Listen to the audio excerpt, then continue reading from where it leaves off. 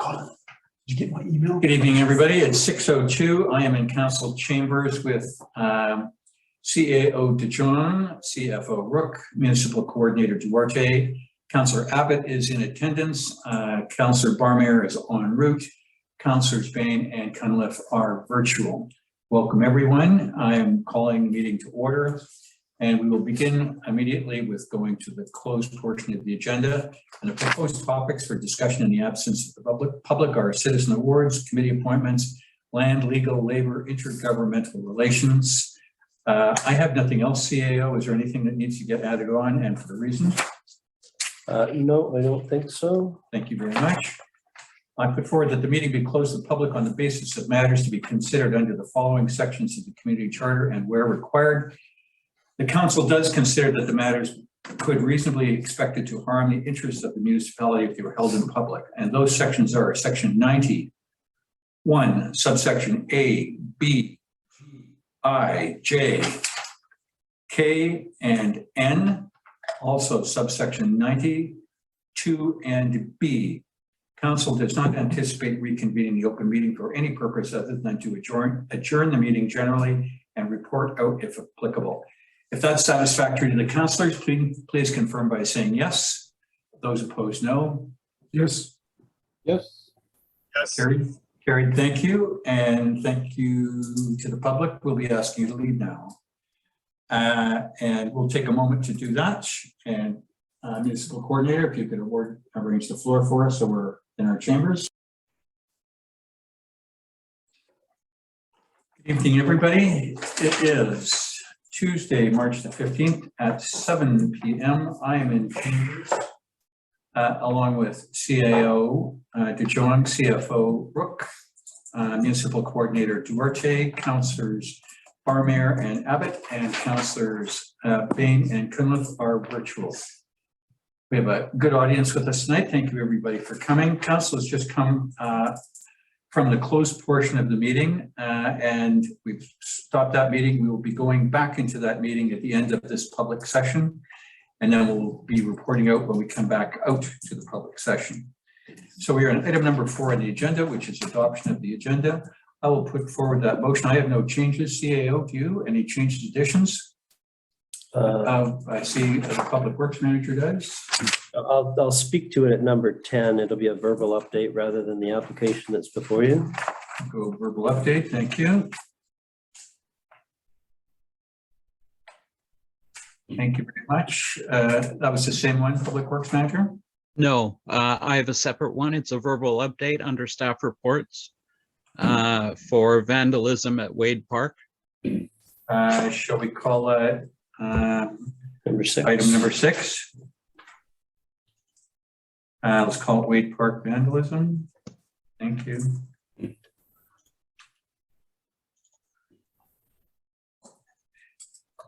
Councillors, any changes, additions, deletions? I've got one under council about the plant garden. Okay, let's go. Bain. Thank you very much, Councillor Bain.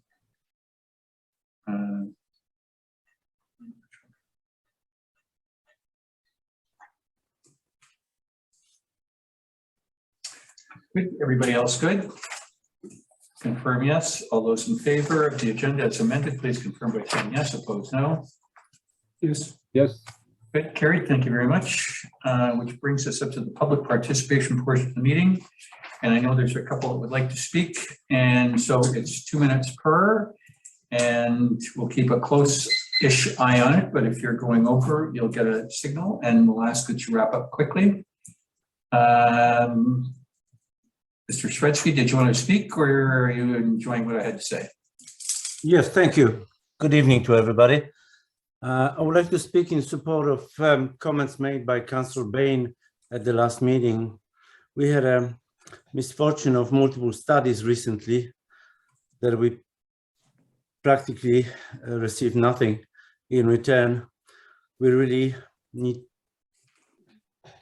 do not need suggested earlier geological study. You might not know, but we had several geological investigations done in Lions Bay through the years, through the decades, actually. One of the geologists, a highly recognized expert who consulted for Lions Bay, was a colleague of mine who also worked for a couple of my projects. So we talk often on the details of Lions Bay area. In a nutshell, Lions Bay rests on a solid and geologically stable granite. For instance, totally different formation exists in Britannia Beach.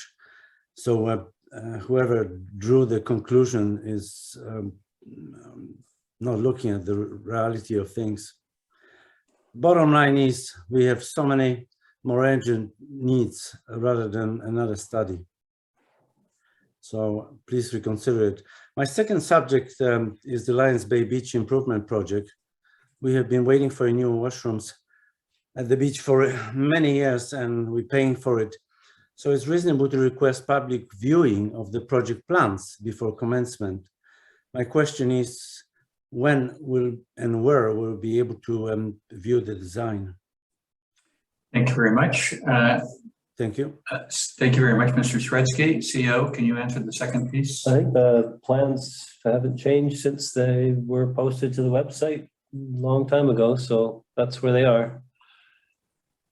Regrettably. Okay, thank you very much. And next up, I know there's a couple of speakers. If one of you would unmute first, then we'll go with you.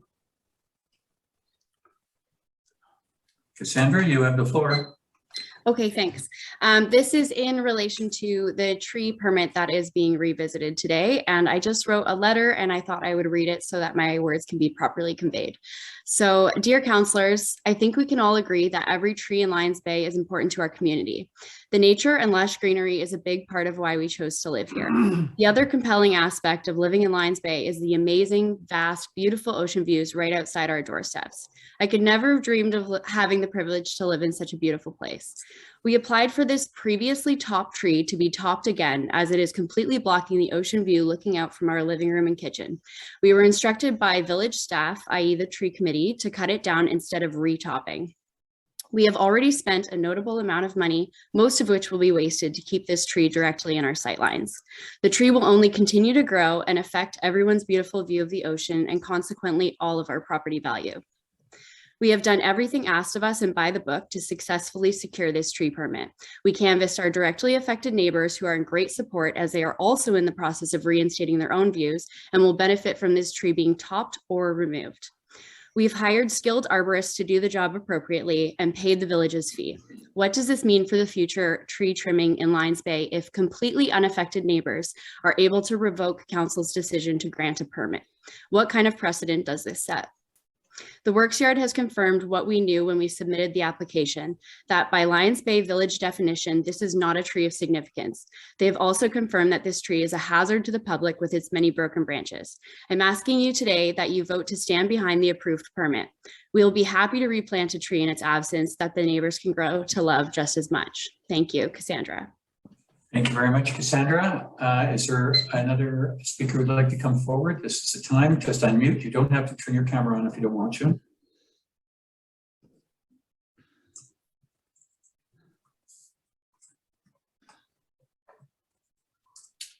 Got to say, we're usually not a shy bunch. I see Mr. Leeson, you've unmuted. Would you like to speak? Hello, can you hear me? Yes, we can. You're live and clear. Yeah, I actually lived directly below 261 Stewart Road. There was no consultation with ourselves. And I have actually 2 points of view. I'm not opposed to people improving their view, but I will highlight a couple things. The previous owner next door simply arranged with the village last year to basically top all the trees specifically for a view, and then recently divested of their property as simply a flip. The other challenge that we've had since then is the storms are getting worse. The wind shear that is coming down the face of the mountain since we've even taken out the tops of those trees, and we actually, there's another neighboring tree which was also taken out. The wind has been so prevalent that in the last windstorm, that, believe it or not, be directly behind my house, I had 2 garden sheds with lawn equipment and lawnmowers, and it flipped those down onto the village trail, smashing my bins. So I just highlight the fact that I understand cutting trees and a view, but again, there was no consultation with myself as well as some of the other neighbors. And I'm concerned for a different reason. That tree, yes, could it be cleaned up a little bit here and there? But to completely remove it, it is significant in my opinion. It would be basically butchering that corner. So, I mean, I'm just looking at that. There should be a balance is the best way to put it.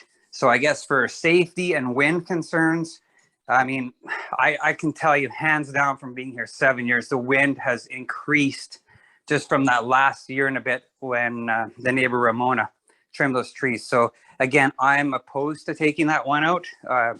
Had consultation been discussed, I would have presented this feedback before anybody spent any money. And I think that the tree committee should have reached out to others in a more prudent fashion. So that's my opinion. Thank you. Thank you very much, Mr. Leeson. So if I got your words, you've made your point on concerns, but you believe in balance. Absolutely. Thank you very much. Is there any on-table information from this? Gallery, we've got some more time if anybody else wants to come forward. Yeah, it was circulated by email, right? Mr. Reuter? Yeah, thanks so much. I would echo everything that Carmen has said. And I hope you've all had an opportunity to look at what I sent you last night, namely that a group of residents on our street has had to assemble in short order over the weekend after the tree cutting began on the boulevard between Stewart and Bayview. And this represents a large group of 18 people representing 9 of 11 homes on our street. And we feel strongly that we weren't given an opportunity to provide input during the consideration of this permit. We specifically request that the large signature tree at the entrance to our street be preserved entirely. I've brought you this 11th hour petition, which I understand is late in the day, not because we want to disrupt or waylay any process, but because it's the only option left open to us, precisely because during the processing of this permit, our ability to express our legitimate concerns were given short shrift. Even though this tree is part of the character of our neighborhood and we see it every day, only one of us was consulted. And even this neighbor wasn't made aware of the fact that the large fir at the entrance to our street was to be cut. What's more unfortunate is that this tree has also been given short shrift. No matter how you measure it, upslope, mid-slope, downslope, it's by definition a significant tree. The application, on the other hand, says that there are no significant trees involved. Indeed, the pictures and written input on the application don't in any way identify this tree, nor do they identify the other intact conifer on the west side, the downslope side of Stewart Road, that the applicant may also want removed. None of these are identified for removal in the application. Yet at the end of the day, all that matters is the signature tree at the road juncture, and it is by definition a significant tree, end of story. Why is it then mentioned for wholesale removal in the considerations of the application put before council 2 weeks ago? That's something I can't answer, but it certainly shouldn't be given such short shrift. I will note, and I'm sure you've all seen this, that nowhere in the application is there any scintilla or shred of evidence or any claim of any kind made that the tree is unsafe. I would find it curious indeed if this concept were to suddenly and coincidentally emerge after the fact. Some of you sit on our Climate Action Committee, another on Metro CAC.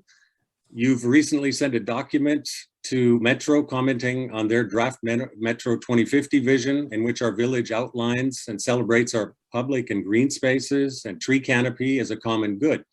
This is a specific instance where that rubber could really hit the road, where you can act in good faith in a way that is consistent with these visions. You know, this council has recently become known, not just in our community, but in others also, for listening to and consulting residents. This is something we should all be proud of, and you also. I urge you to continue in that spirit and listen to the heartfelt pleas brought to you by all the homes on our street that were around to sign the petition. We ask you to let this tree stand, and its smaller cousin on the west side of our street also, and ask you to reconsider this matter. As to, briefly, the idea that this tree has been topped before. I'd like to get you to wind up, Mr. Ritter. Yeah, I just want to make one final point to what the applicant was saying. The idea that this tree has been topped before or is in poor shape or that it has branches. Yes, there are some branches that are lying there in the canopy. I suspect they're from the trimming from the neighboring trees that haven't been cleaned up properly. And the double leader that is at the top is about 10 to 15 feet from the top.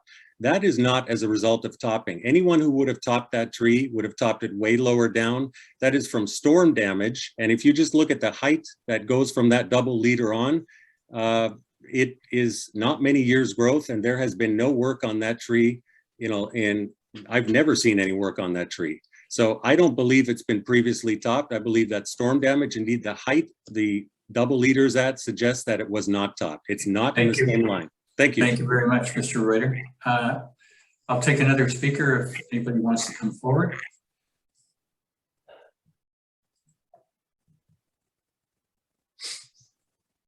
One more ask. Last ask. It's time to come forward. Again, you don't have to turn your camera on if you don't wish to.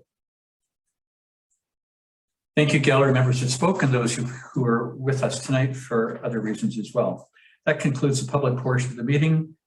And it goes next to the public delegate, which is Dr. Stephen Weiss, University of UBC, regarding the hydrology study of the Lions Bay watershed. Welcome back, Stephen. Thank you.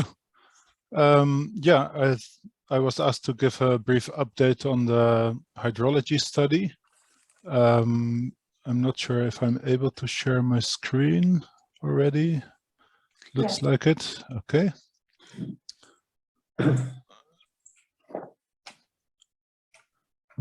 And I understand I have about 10 minutes.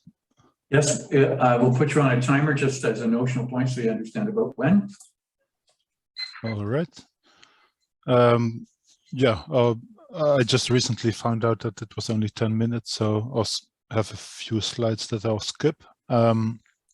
Yeah, so basically to give a brief recap of the objectives of the study is basically to look into the two streams that supply the drinking water to Lions Bay. There was not much monitoring before, so I established a monitoring program that's still in the build-up phase. Stream flow is now monitored at Harvey intake, and there is equipment at Magnesia intake, but that's currently not operational. And the idea is that with this data collected, including some weather data that's still in the plans, to do some modeling of understanding the risk for having low flows in the river where it would not be enough to supply the demand of drinking water in Lions Bay. And then to get these risks, we have to basically extrapolate the short record that we have to longer return periods. Sorry, my son is coming into the room, so I'm a bit distracted. Yes, so there needs to be some modeling based on those short records that we can collect. Sorry, I'm just going to close the door just a sec. Stop the clock. Okay. Okay, so yeah, the resources that were available for the study is a contribution from Lions Bay in cash that has accumulated over the past few years. So we haven't transferred any money yet, but that was budgeted. And then there's a budget for 10,000 per year in kind contributions in terms of staff time. That helps in establishing the equipment and the monitoring. And that's important because that 10,000 serves as in-kind funding that can be part of matching for equipment funding that I obtained. So this is general equipment funding for my lab, but a large part is actually dedicated to this project in Lions Bay, which I see as a sort of a test site for my methodology development as well. And then thirdly, there are students working on the project, and those have been mainly funded by various programs available for student funding and other more flexible project funding that I could allocate to it. Yeah, so as said, the monitoring of stream flow is working at Harvey. At Magnesia, it worked for some time, but then there were some problems that I currently don't have time to go into detail about, but there's a bit of information in the report as well.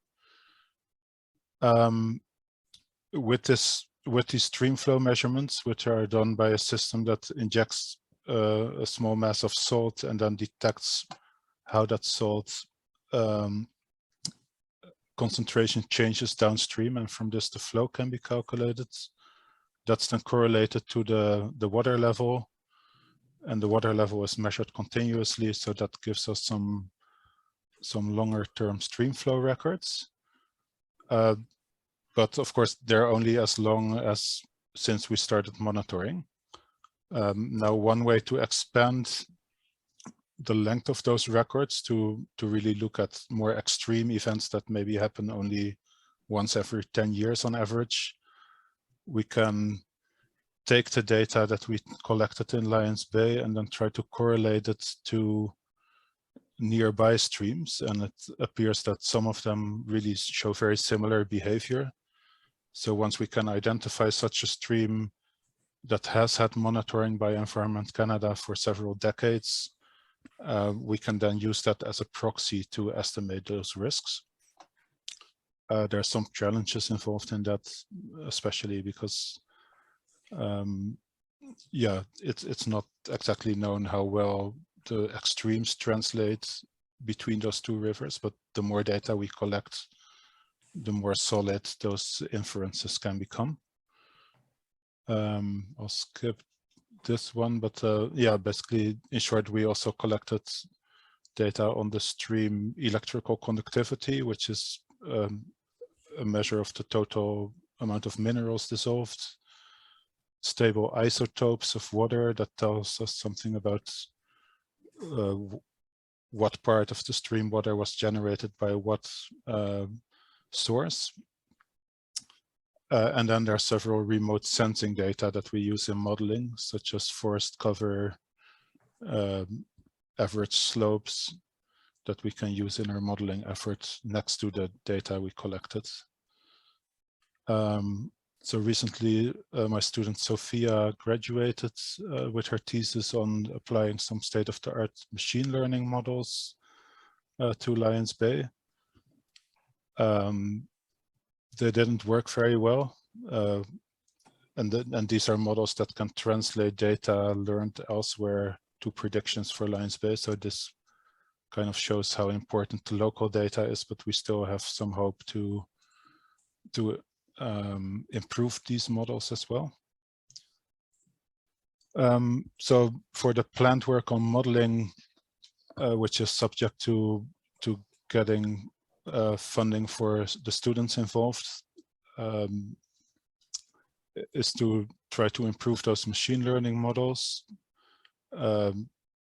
work further on the regression models with nearby streams to really reach a point where we are confident enough to estimate probabilities of these more extreme low flows. We can also start thinking about setting up kind of real-time forecasting models. If the data collection is reliable, we can supply that data to the models and provide some kind of outlook for the next few weeks or months. Of course, the weather is not predictable at that time scale, but we can say, for example, the scenario, if there's no rain in the coming weeks, how will the flow decline over time?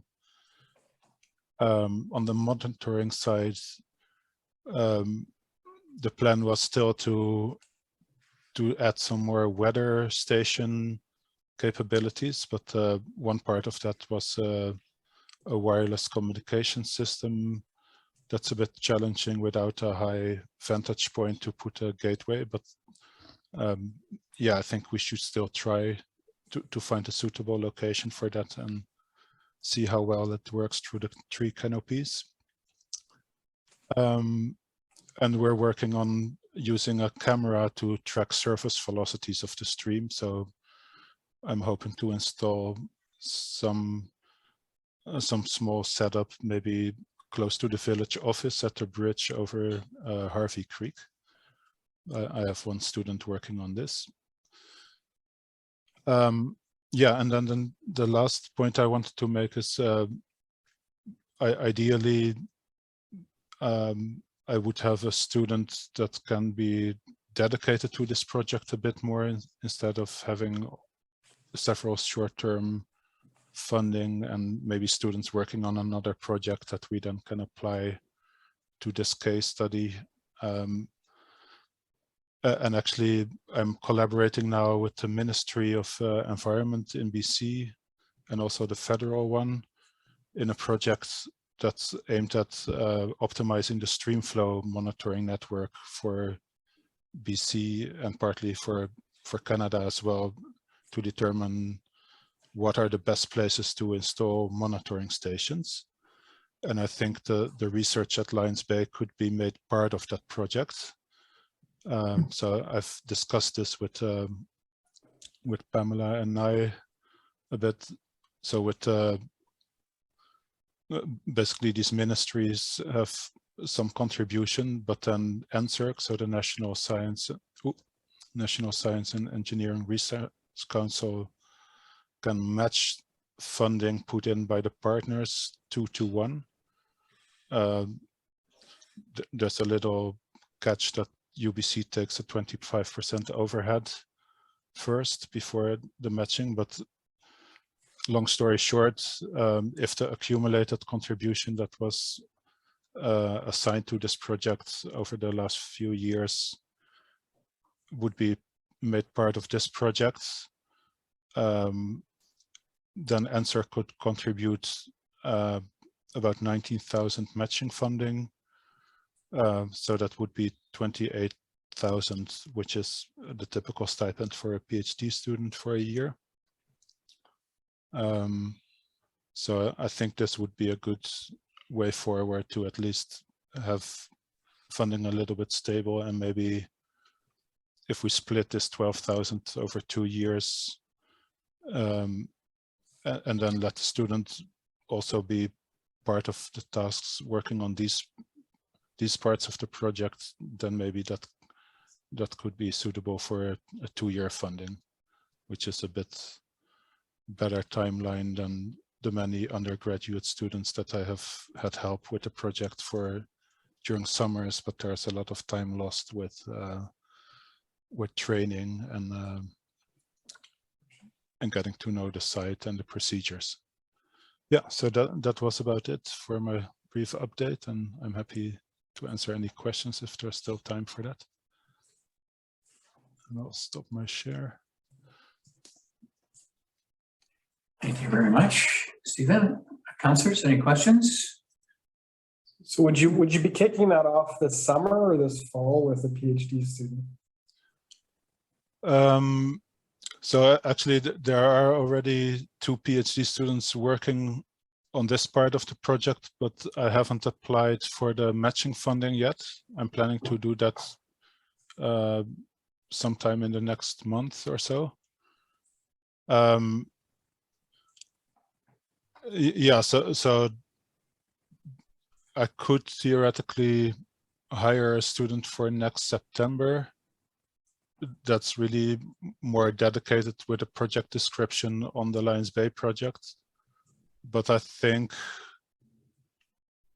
like the research into monitoring stream flow with the purpose of this monitoring network design, the research is defined broad enough that a large part of the work could also be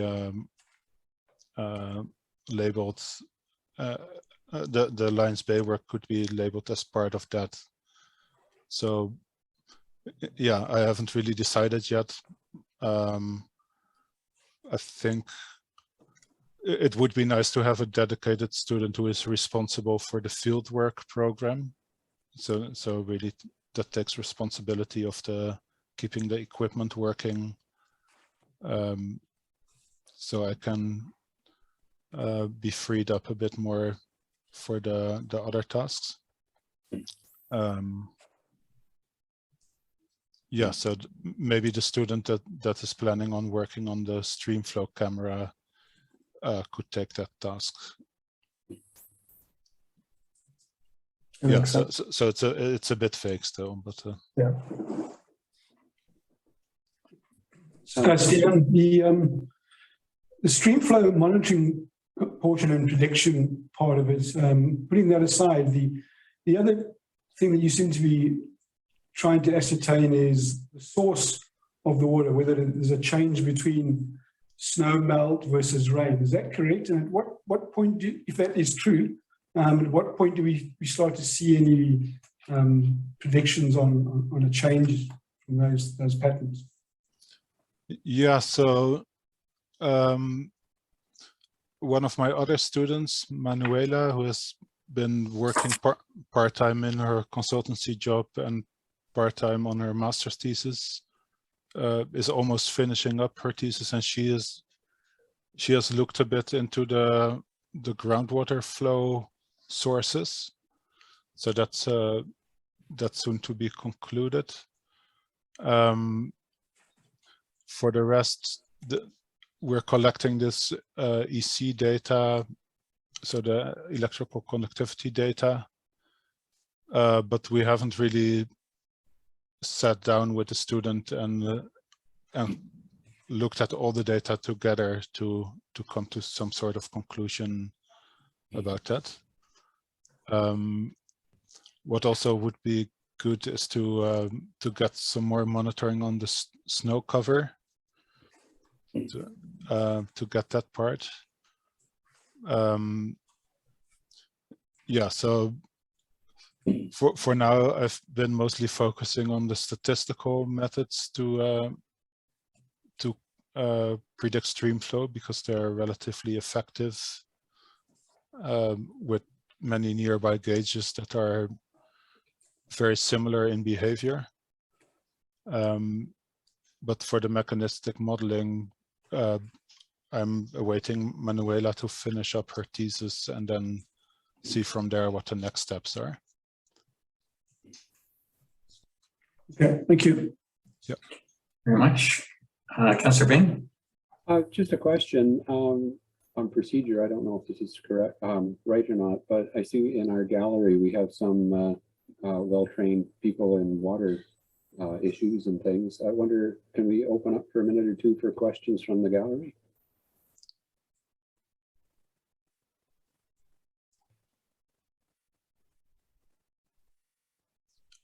Probably should. I mean, it's probably better as a committee of a whole meeting, but yeah, I suppose. I think I would think it would be appropriate if we got a few minutes. Okay. I think we got a nod, Fred. I think we got a. I'll second your suggestion, and I think we got a nod from the chair. Keep going. So if Greg or whoever was suggesting they wanted to ask a question, Greg, you have your hand up. Greg, unmute. Greg, unmute.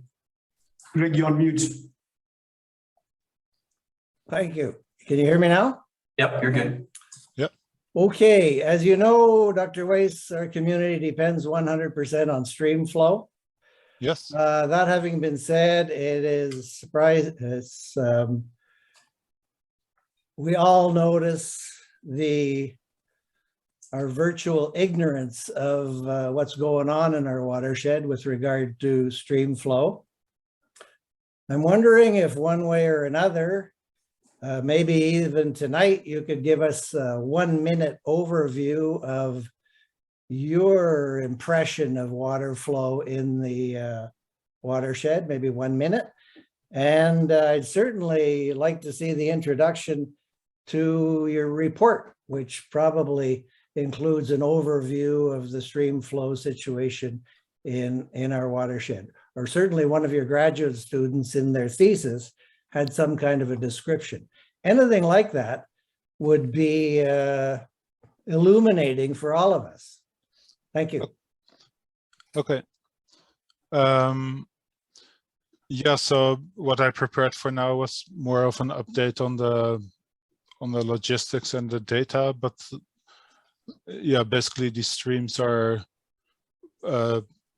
snow melt fed and rainfall fed, but there's significant storages in the system as well. So even when the snowpack is almost absent, there's still some flow contributed, but it gets very close to the limit of what's needed in terms of supply, what's needed in terms of demand.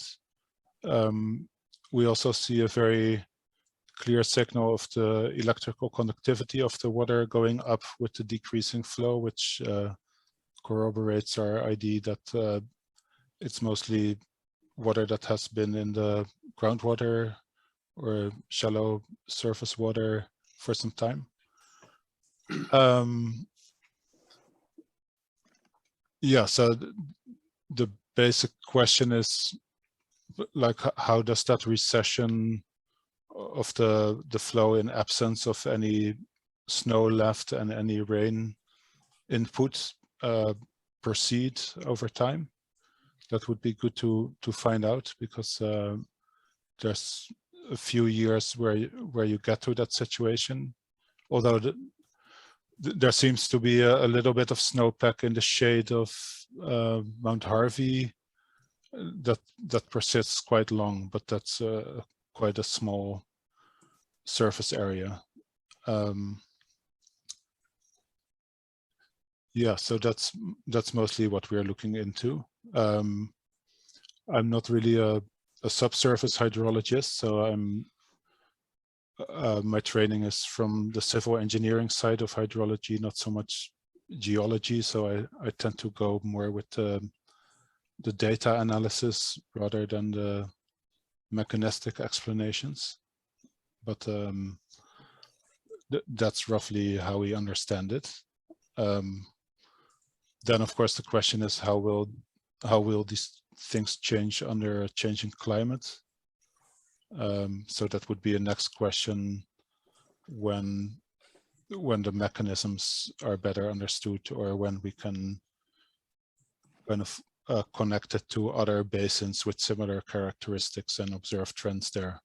But of course, with a very short monitoring program, we are waiting for more data to get in to establish those connections more with more confidence. Well, thank you very much for that. It's a great start, and we all appreciate your efforts. Thanks. Thank you very much. Mr. Gribble, if you've got a question, I'll go to you, and then we'll say thank you to Dr. Steve. Yeah, Steve, when we got going on this, one of the original questions we had here in the village was, do the winter rains saturate the ground such that they can replace snowpack as a reservoir? So the question would be, and maybe sort of answer it, but going on your data, have you seen any decline in flow as we've had less snow over the last 5 or 6 years? Or are you in a position that that's what you'll be able to do over the next 10 years? The ultimate question being is, does the November rainfall or the winter rainfall saturate the ground such that zero snowpack in the early spring is not an issue? So are you any closer to answering that question, or is that something that you're now ready to take the data and answer it over the next 10 years? Yeah, so I haven't really taken stock of all the data together yet. So I'm closer to that question, certainly in terms of data collection. But yeah, preliminary analysis of very short amounts of data is not very effective use of time, because to answer these questions, we basically need to get some picture of the interannual variability, right? Because we need a year with little snowpack and a lot of rain, and then 1 year with more snowpack and less rain. So we need at least a couple of years to be able to say something about the pattern. We could look at these basins that have very similar behavior, like the ones I showed earlier, and maybe hope to answer it based on that, but that's a little bit of a stretch, assuming those dynamics are similar on the long term as the Lions Bay watersheds. But That's why it's a 20-year project. yeah, but I understand, like, probably, yeah, of course, I could give some preliminary answer sooner and then refine it over time. So I think maybe it's time to take stock of what we have and then revisit the original questions and see how far we get, maybe in the next year or so. Perfect. Thank you. Thank you very much, Mr. Weiss. And we greatly appreciate you joining us and answering our questions and providing your presentation. Thank you again to you and all of your associates. And on behalf of myself, council and staff and our residents, a very interesting and worthwhile presentation. Thank you again. Thank you very much. My pleasure. And good evening. Thank you very much. Moving on then to the next item, which is the minutes of the prior meeting. And that would be the regular council meeting, the last one. And I will put forward the motion that meeting minutes of March the 1st, 2022 be approved as circulated. I'll put that forward. Councillor Bain, can I have a second? Thank you. I would like to move to discussion. Any discussion on changes, amendments, deletions? I've got something for business arising in a second. I've got Yeah, well, we'll go to, let's get the minutes approved first, and then we'll. well, this is to do with the minutes. Oh, the minutes, oh, sorry, yeah, I CAO, sorry. noticed an oversight on page 35. Halfway down the page, under discussion ensued on. And there should have been a finalized line item for CAO to circulate dates to council for committee of the whole meeting, which I did, but which we need to revisit in business arising. Okay, thank you very much. Colleagues, any other amendments, deletions? Yes, Councillor Abbott? 1 second, I had to note something on page 32. Yeah, page 32, this is the housing needs assessment report. So the first move and second was that it be received. And then the motion on the floor be amended to include that before to BC municipalities. And that was carried. And then there was the next amendment that said it received and copies be forwarded to, once again, and that was carried. It seems to be like this. Repeat to me here. It's the fourth bullet was what we actually did, right? We suggested we were going to amend it and then bring it back to the meeting. So just in terms of procedural that I'm not following. Yeah, it's just the way the recommendation was read, it missed the second part of it. So that's what the motion was amended to include the second paragraph. So that was an amendment. So then you vote on the amendment, and then what you're supposed to do is vote on the motion, the main motion as amended as a whole. All right. So which is what you did. Okay. All right. So the final paragraph. Yeah, it's a little tedious, but. Okay, so you're good with that, Councillor Abbott? Sure. Good, thank you. We've got a long evening ahead. Councillors, any other changes, amendments? Otherwise, I'll call a motion. None, which I will. I am calling a motion. All those in favor of the minutes as amended, please confirm by saying yes. Opposed, no. Yes. Yes. Yes. Very good.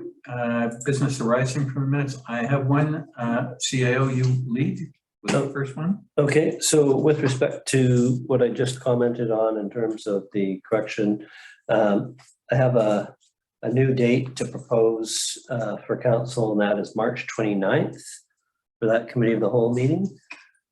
And hopefully you're all able to confirm availability for that date. That's a Tuesday at 7 p.m. Can I ask that that invite go out and also the one for the subject matter expert for Yeah, he's already confirmed. DPA? He hasn't, it's not booked on our calendar, so I don't believe, so if that could go out too.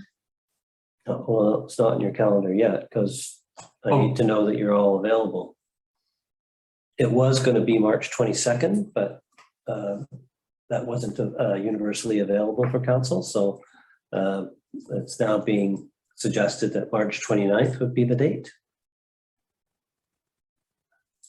So if you can all let me know ASAP so that I can confirm with our guest. Okay. Or search for a new date. Carla, could you send that out and we'll, everybody, councillors? I can confirm that that'll be fine with me. I'm sure it'd be fine with me.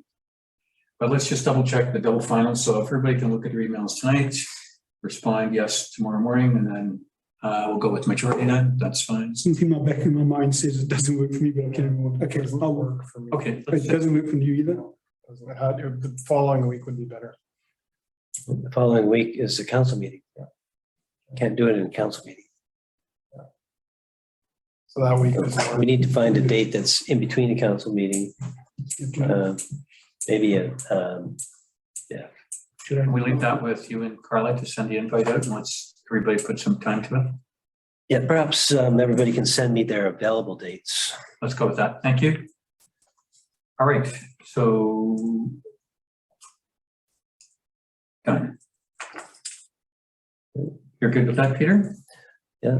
Good, thank you very much. The next item is on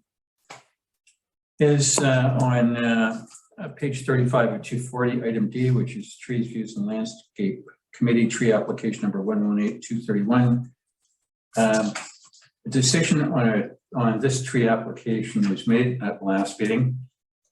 Stress within the community starting this weekend has occurred with information both pro and con as to points of view. This has been steadily coming forward since Saturday. Staff has now also done further investigation. Council knows much more than it did last meeting, and a further discussion on the application is worth having based on this. Using my office, I put forward a motion to reconsider tree application number 118-231 Bayview Road. Councillor Cunliffe, will you second me? Second. Thank you very much. I would do this in terms of discussion by saying that I ask that the councillors have faith in what I'm going to do and concur when I call a motion. What this means is that I will ask that the motion be called, and if this passes, the application will become live and we will revisit the application. The CAO will lead the discussion with the facts of the situation that we've now come forward on. And thereafter, we may come to a different decision, the same decision, or an alternate decision. So if that is fine with everybody, I will call the motion. All those in favor, please confirm by saying yes. Those opposed, no. Aye. Yes. Yes. Yes. Good, thank you. So as I've said, the application and the decision are before us again. CAO would ask that you lead with some background. I know that our presenters have had some polar points of view. We're using staff as our divining rod on what you believe is the case and what council's options are. Okay. So this application number 118 was brought forward by the owners of 231 Bayview Road, and it was approved at the last meeting. The application involved the topping of trees previously topped in the portion of land in between Bayview Road and Stewart Road, as well as some trees that were on the uphill side of Bayview Road, more or less in front of the applicant property. There are no trees outside of the application area as described just now.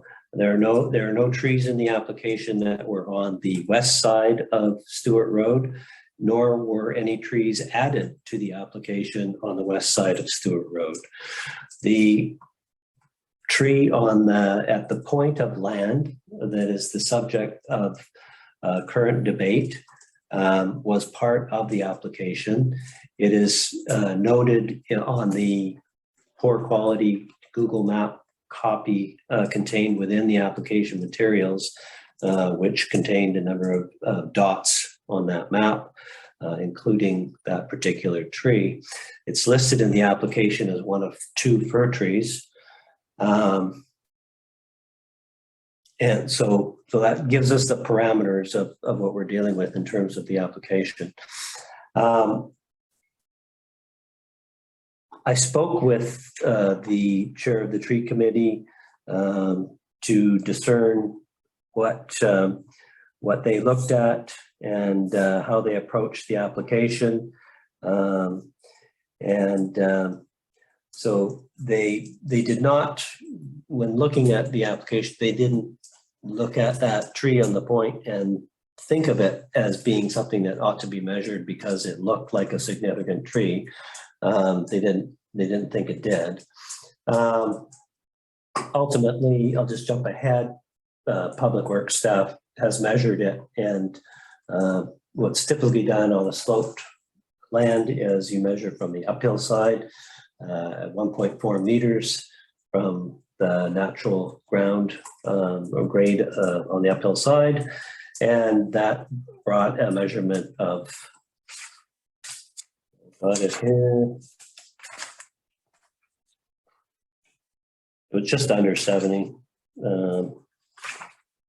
69 point something centimeters.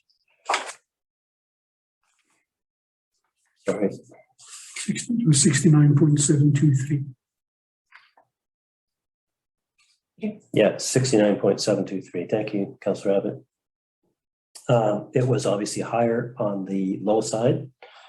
No other trees were measured, and it is a Douglas fir. The bylaw provides that significant trees, Douglas fir tree, a significant tree would be 70 centimeters. So it's right on the cusp, obviously. The other thing that council should bear in mind, firstly, I'll just back up to process. One of the things that you have to keep in mind on a reconsideration of a bylaw or a resolution is whether or not any actions have been taken by persons reliant upon the bylaw or the resolution, have any contracts been entered into, that kind of thing. So contract has been entered into, and as I understand it, most of that work has been completed. And as I understand it, we're not dealing with, on this reconsideration, questions pertaining to the balance of the work. We're only dealing with this particular tree. With respect to other considerations that council will want to have in mind when reconsidering this application, I would draw your attention to Schedule D of the Trees, Views, and Landscapes bylaw.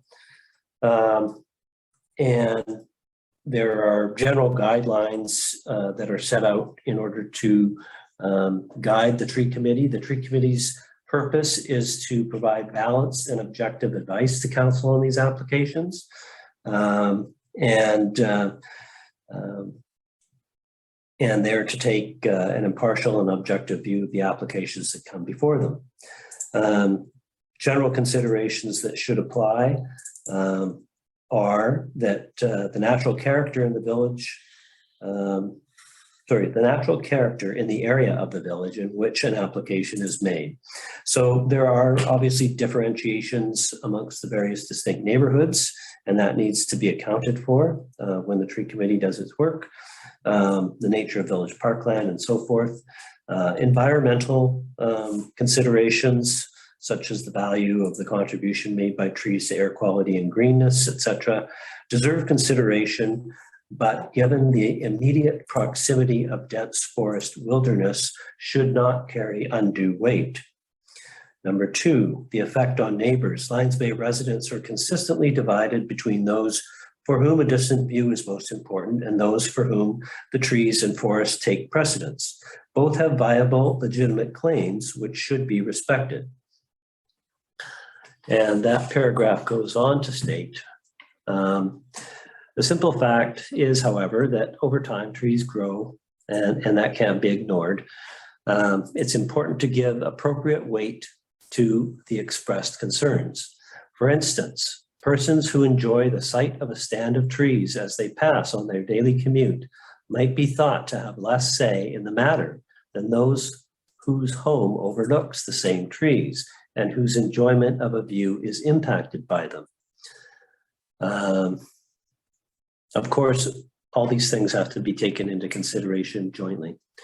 In contentious situations, it's important to consider options other than wholesale removal, such as thinning out the tree in order to open the view and enhance the aesthetic value of the remaining trees, selectively limbing up trees by removing lower branches, spiraling, that is thinning out branches with approximately alternate ones once removed, circling the tree, windowing, removing several branches in a given area to provide a window for a distant view, and topping, which, while it's not considered a preferred treatment for tall trees, it should remain an option where appropriate for consideration by the committee, wherein previously topped trees may be retopped if it is appropriate. Particularly if there's sort of an arborist who will verify that that's a suitable prescription. In cases involving unresolved conflict, all parties will have the opportunity to present their views directly to council, which has been done this evening. And council may request additional information, meetings, including the advice of a certified arborist, in the process of reaching common ground and making its final decision. Of course, council can decide this evening if it's inclined. One of the other thing that there's a couple of things that I wish to draw council's attention to from staff's perspective, and that is under the bylaw, the notice provisions require notice be given to an affected property owner, and the definition of an affected property owner is any adjacent property owner and any property owner whose line of sight or proximate enjoyment, including but not limited to shade and aesthetics, may be affected if an application is approved.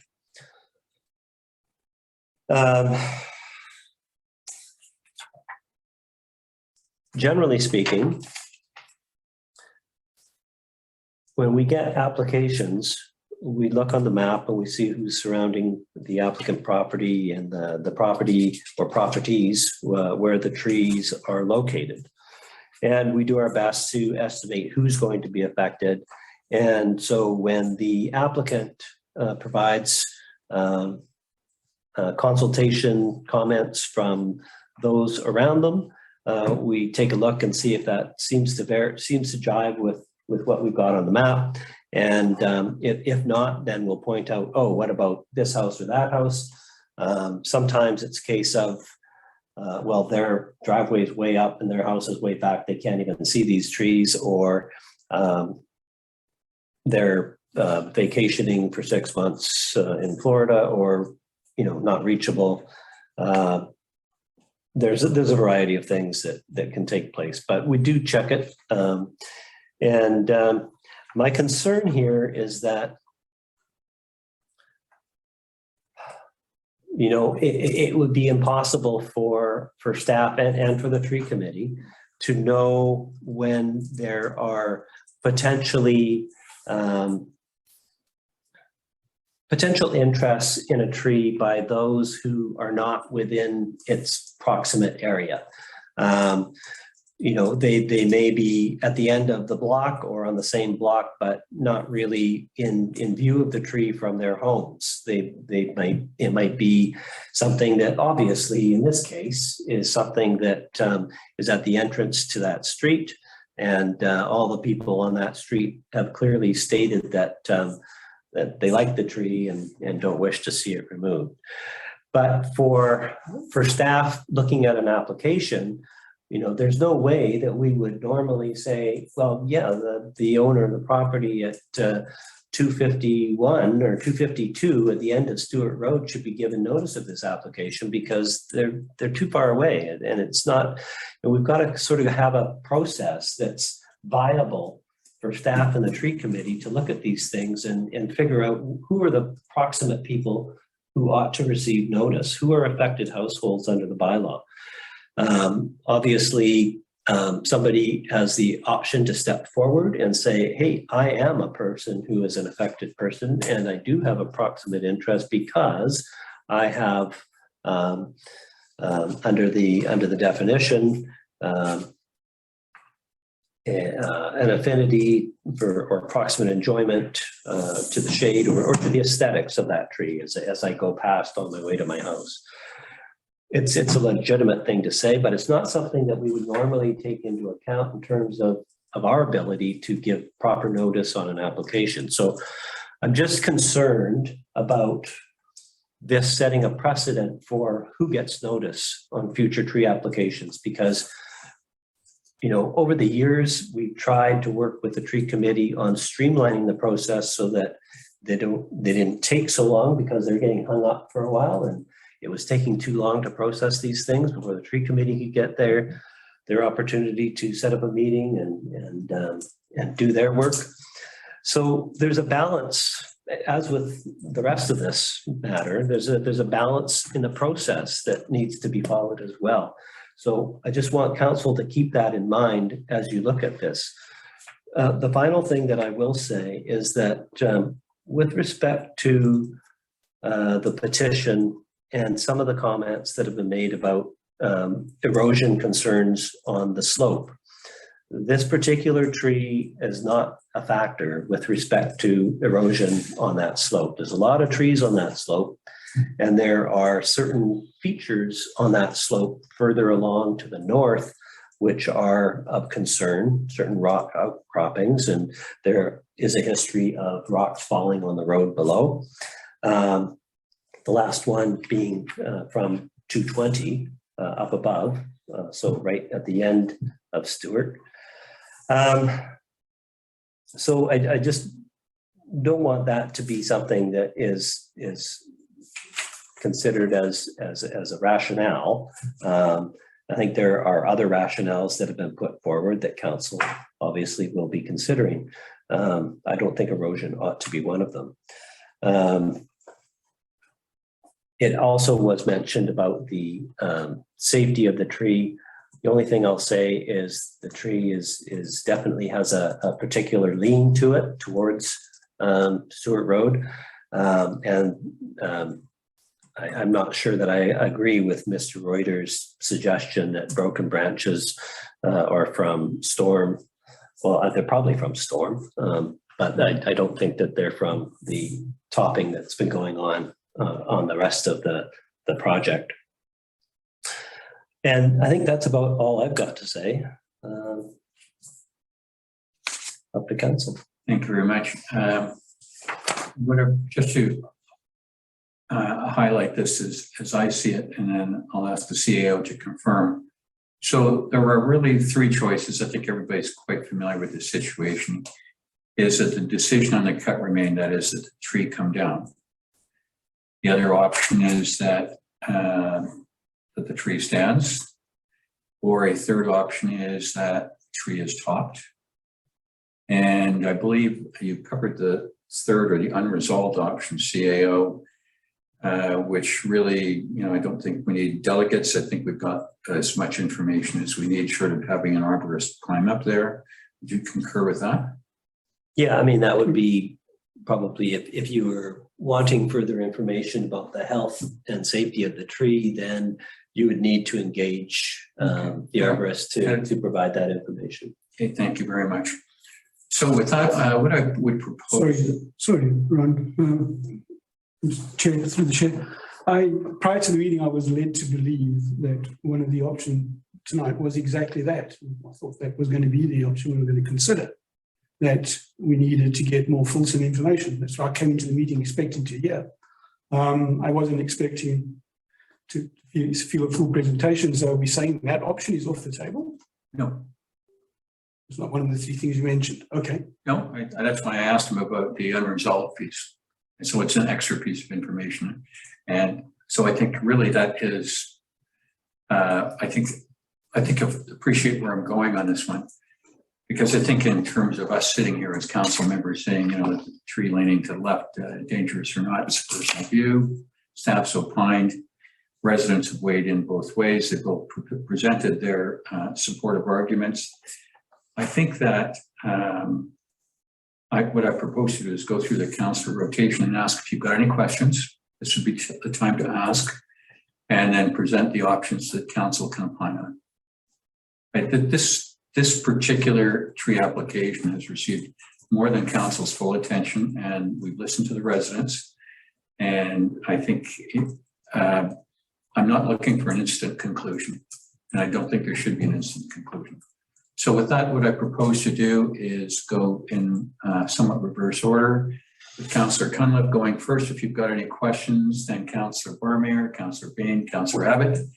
I'll conclude that I will ask of the choices available what you would prefer to do. If that's fine with everybody, or the conversation might go somewhere else. So with that, Councillor Cunliffe, you're up. Do you have any questions for staff?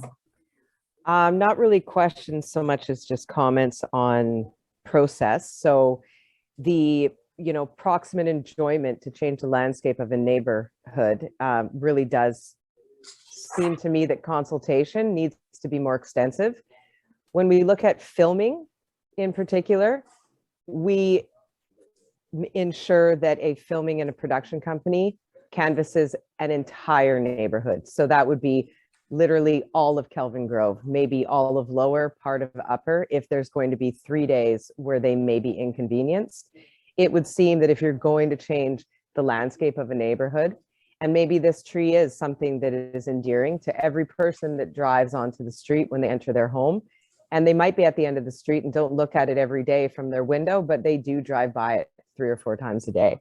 So I believe that 82% of residents not in favor of losing this tree is pretty significant and needs to be considered.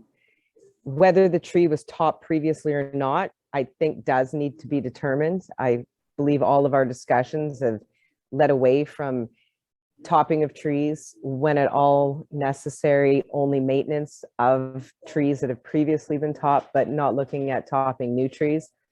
So to top of what is potentially a perfectly healthy tree, I'm not an arborist, I can't say, to bring that down to another level where it could potentially be dangerous and just require maintenance, who's going to be responsible for the maintenance of that in the future? Is it the homeowner with the permit? Is it the village? What if the homeowner sells this and we're 3 homeowners down? So I wouldn't look to incur any future cost if a tree was to become dangerous that the village has now undertaken responsibility for. As it stands, I think to have an arborist come in and assess the tree is probably our best bet, but I'll leave it at that and we'll go to Councillor Barmeyer. Thank you very much, Councillor Barmere. Yeah, no, I'm looking at, and I'm trying to revisit this application, and I'm looking at the sort of the visual impact of leaving that one tree intact, and it seems pretty marginal. It seems like a very reasonable compromise.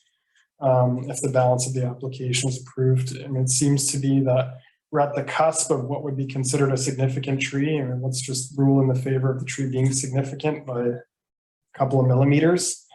And it sounds like there's this strong support within the neighborhood that would like to see that one particular tree stay standing. So I think we should give that particular tree the benefit of the doubt. Fine with the balance of the application. Thank you very much, Councillor Bain. Yeah, this topic has been sort of the issue of the day for sure today and the weekend.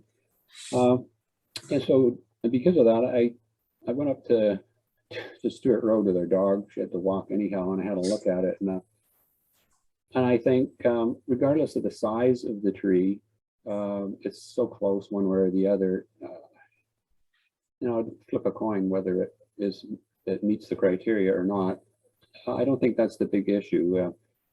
Mr. Leeson's comment struck home, because when I was looking up at the top of the tree, it looked to me like it had been topped, or else branches had been taken off with the wind or something. Granted, I'm no expert, but if there's a risk to it, I think it should be topped.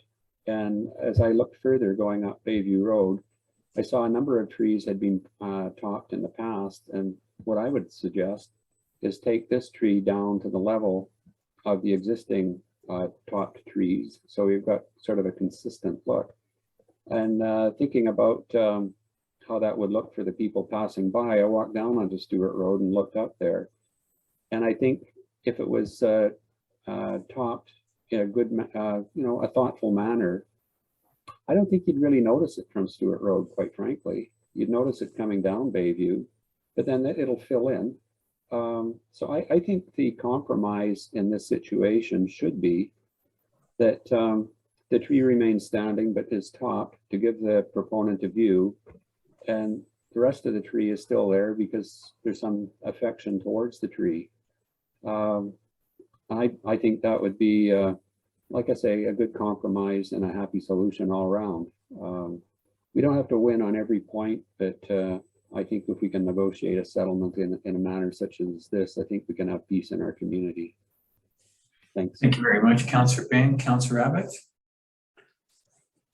Well, first of all, I agree with what's been said by others. The tree is, let's just call it a significant tree because it's been measured umpteen times, and with the exception of one case where it was 3 millimeters under 1/8 of an inch, it's been measured over by different people.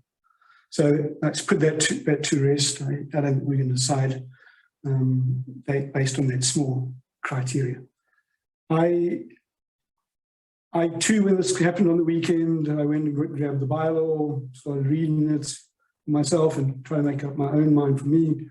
And the CEO has read various sections of the bylaw as he sees fit. I think one thing that was missing is 3.4.4, which says the general practice request by residents for removing or cutting of a significant tree shall be allowed by special exemption when no other compromise can be found. It sets a higher standard, and I think the tree committee owed us at least that. They didn't give us that. We didn't have that discussion. So I don't think it was a fulsome discussion that was held. And for me, that was the biggest concern over the weekend. I also don't accept that we should limit the number of people that have an opinion on a tree because it takes too much staff time or it takes too long to get it right. No, we have to get it right. And especially if it's a significant tree, we have to get it right. If these are the trees outside the village hall today, who would we be consulting? Probably the entire village. So I don't think we've done due diligence in the permit application. So I can't stand by the permit application as it is. Thank you very much. Let me conclude then. I think whether it's a heritage tree, it's clear to me this is a love tree. But I also am of the view that having been on the tree committee for many, many years, that when trees have been topped previously, they are continue to be topped. To do a new tree that has not been topped before would be such an exception and would create such problems for other decisions that I couldn't see that. So I do see the value of the section of Stewart Road, but as Councillor Abbott points out, to this point, that if we were to do something with the trees just outside of our office, there, many people drive by. We could also venture to say that the people who live coming down from Sunset, Timber Top, Mountain Drive, and the rest of Bayview all pass that tree too. And perhaps they would enjoy the view more than the tree. I don't know, we didn't canvass them, but it shows to the extent that this engagement can take you to. And to put that kind of onus on staff and on our tree committee, well, it's not the tree committee's responsibility to do that, it's the staff's responsibility. I just don't see that. So I would be looking for the compromise along the lines that Mr. Leeson was suggesting. I would not be in favor of a compromise if this tree was not topped before, because that is opening a Pandora's box that I wouldn't do. If it was, then I think we're doing exactly as Councillor Bain says, is trimming along the lines that other ones have. And it affects a compromise between the neighbors that are on the uphill side, which include the applicant. Whether the applicant is a new homeowner or not, other homeowners around him who have been there for many, many, many years have also undertaken some tree and view work as well too. So I kind of get the view corridor. So I think on that one, I think I've got enough feedback from the public. My call would be that an arborist be considered. And if it's has not been topped, then it shouldn't be topped. If it has been topped, that consideration's on the table. So to my colleagues, we can do this one of two ways. And I trust me, I'm not, because I know that the folks that are on the gallery are very interested here. I'll do this one of two ways. If we'd like more information, that information would be that an arborist is attracted to the site, and we find out once and for all what the story is from a third party, arm's length professional. And from there, that is the final piece of information. So if council is not up to that, then I will go to a different kind of. Sorry, point of clarification. Yes. Are you saying it should not be the arborist who's already engaged in the project? Which is. I seek your guidance on this. An arborist we have used many times. No, that doesn't make any sense. The guys have got the contract to cut it down. It's not a contract to cut it down. Okay, yeah, no, I hear you. I hear you. Good point, Neville. Thank you. Yeah. If I could, the last time we had a contentious tree issue, we hired an arborist to come in and do some core samples to determine the internal health of the tree as well. If that's the direction council's going, I will comment that it's quite pricey. It'll probably be about $3,000. Thank you. Let's just deal with the firstly, thank you, Councillor Abbott. I would not want to have the service provider being the arborist. That is not independent third party. So, and I respect the provider, but it doesn't look right. So let's just leave that at that.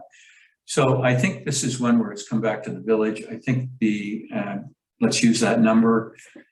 Let's just talk about that public works manager. I think to me, the issue is there's been claims about the health of the tree, not so much, I don't think, but more about the topping. I don't know that I've heard anybody complain about the health of the tree. Is there somebody that has? Well, staff have noticed numerous broken branches in the tree. It's got a double leader at the top. So whether that's wind-driven topping or a mechanical topping, it has been topped before. And trees that have been topped tend to form heavy leaders that tend to break off. Hence the third-party arborist to give us a true assessment of, was this man-made or was this nature? I'd be happy with the fulsome third-party review of this, at top of the tree to the bottom of the tree. And that would be my recommendation to council. And that is the final and definitive piece of information. I mean, we've all kind of had our opinion or soft opinions, but ultimately, for some of us, it's the final key piece of information. So I can just, Councillor Abbott. Could I add to that? But that is the final key piece of information. Potentially, But when it comes back to us, we need to consider that we're considering this under the threshold of a significant tree, not just how it was considered before by the tree committee who didn't give that any thought. That's also the part that's missing. I think, quite frankly, we're past the tree committee at this point. The decision makers are the 5 electeds, and they listen to the community and they go off the most information available. Councillor Bain, I'll go to you before I just poll our colleagues. You first. Yeah, thanks. To Nye's comment about whether it was wind or by chainsaw, if I could paraphrase, the top of the tree has been somewhat damaged. And so it makes no difference whether it was the wind or the chainsaw doing it. It's going to put up false leaders or new leaders, and it's going to be a problem tree from here on to whenever. So I'm not in favor of chopping the whole tree down. And I think as I understand the tree committee, they were under the belief that we won't approve a topping of a tree. If I could stop you here, we will likely not approve the topping of a tree. If, as the chair, just to add more information to this, more for the gallery than for other council members and staff, the chair has opined, going to view himself, he's of the opinion that the tree was topped, and that in his view, the tree committee would be favorable to a retop, which is along the lines that I mentioned further, that it's a maintenance as much as anything. And per his and my conversation, we both believe that to ask for a new top, significant loved or other tree is just, it's a no-go in this village. Sorry to steal your words, I think, Councillor Bain. All right. So just to clarify again, the ask is that the arborist is only going to check whether or not it has been previously topped, or is the arborist checking the whole health of the tree and to what extent? Okay. Works manager, can we get the whole thing for $3 grand? Yes. Fine. Colleagues, I'll just, I'm going to who's in front of me. Would you be in favor of having a third party wholesome report from a qualified arborist on this tree? Councillor Barmier? Yeah, I know you want a straightforward answer, but I think if it's been previously topped, I mean, that's a standard we've set in the village, so that's fine to go back and retop it. If it hasn't been previously topped, then we have a different conversation on this. I think we need our third party to tell us, because there's a lot of conjecture. Yeah, I would agree. Councillor Abbott? Sure. Thank you. Councillor Cunliffe, are you good with that? Yeah, and I think it'll help set precedent for future matters. Thank you very much. We'll go to Councillor Bain. Yeah, Right, so here, Councillor Bain. Yeah, okay, that'll work if we can get to the end. All right, thank you very much. CAO. So are we doing a two-step process? Is it the case that the arborist will determine firstly if it was previously topped, and then if it has been, the examination stops because then topping is on the table, or are we doing the whole health? Why don't we tell the arborist what the points of contention are, what we're trying to achieve? And if he says, I need to do core samples to do that, then we can consider it. Yeah. But let's not try prescribe to him how to do the job. But then he can look at the tree and tell us. I'm with Councillor Abbott. I also don't want to appear penny pinching on such a major issue. I mean, to say, yeah, it hasn't been topped, but it's dying of something else. Well, that's useful information. Yeah, let's pull off the Band-Aid and just get to the bottom of it. I think that's where we are. I think there's a general direction. I don't, coordinator, I don't think we need a motion. I think, no, we're good, and it can come out of your operating budgets. No, you do need a motion. If you need a motion, okay.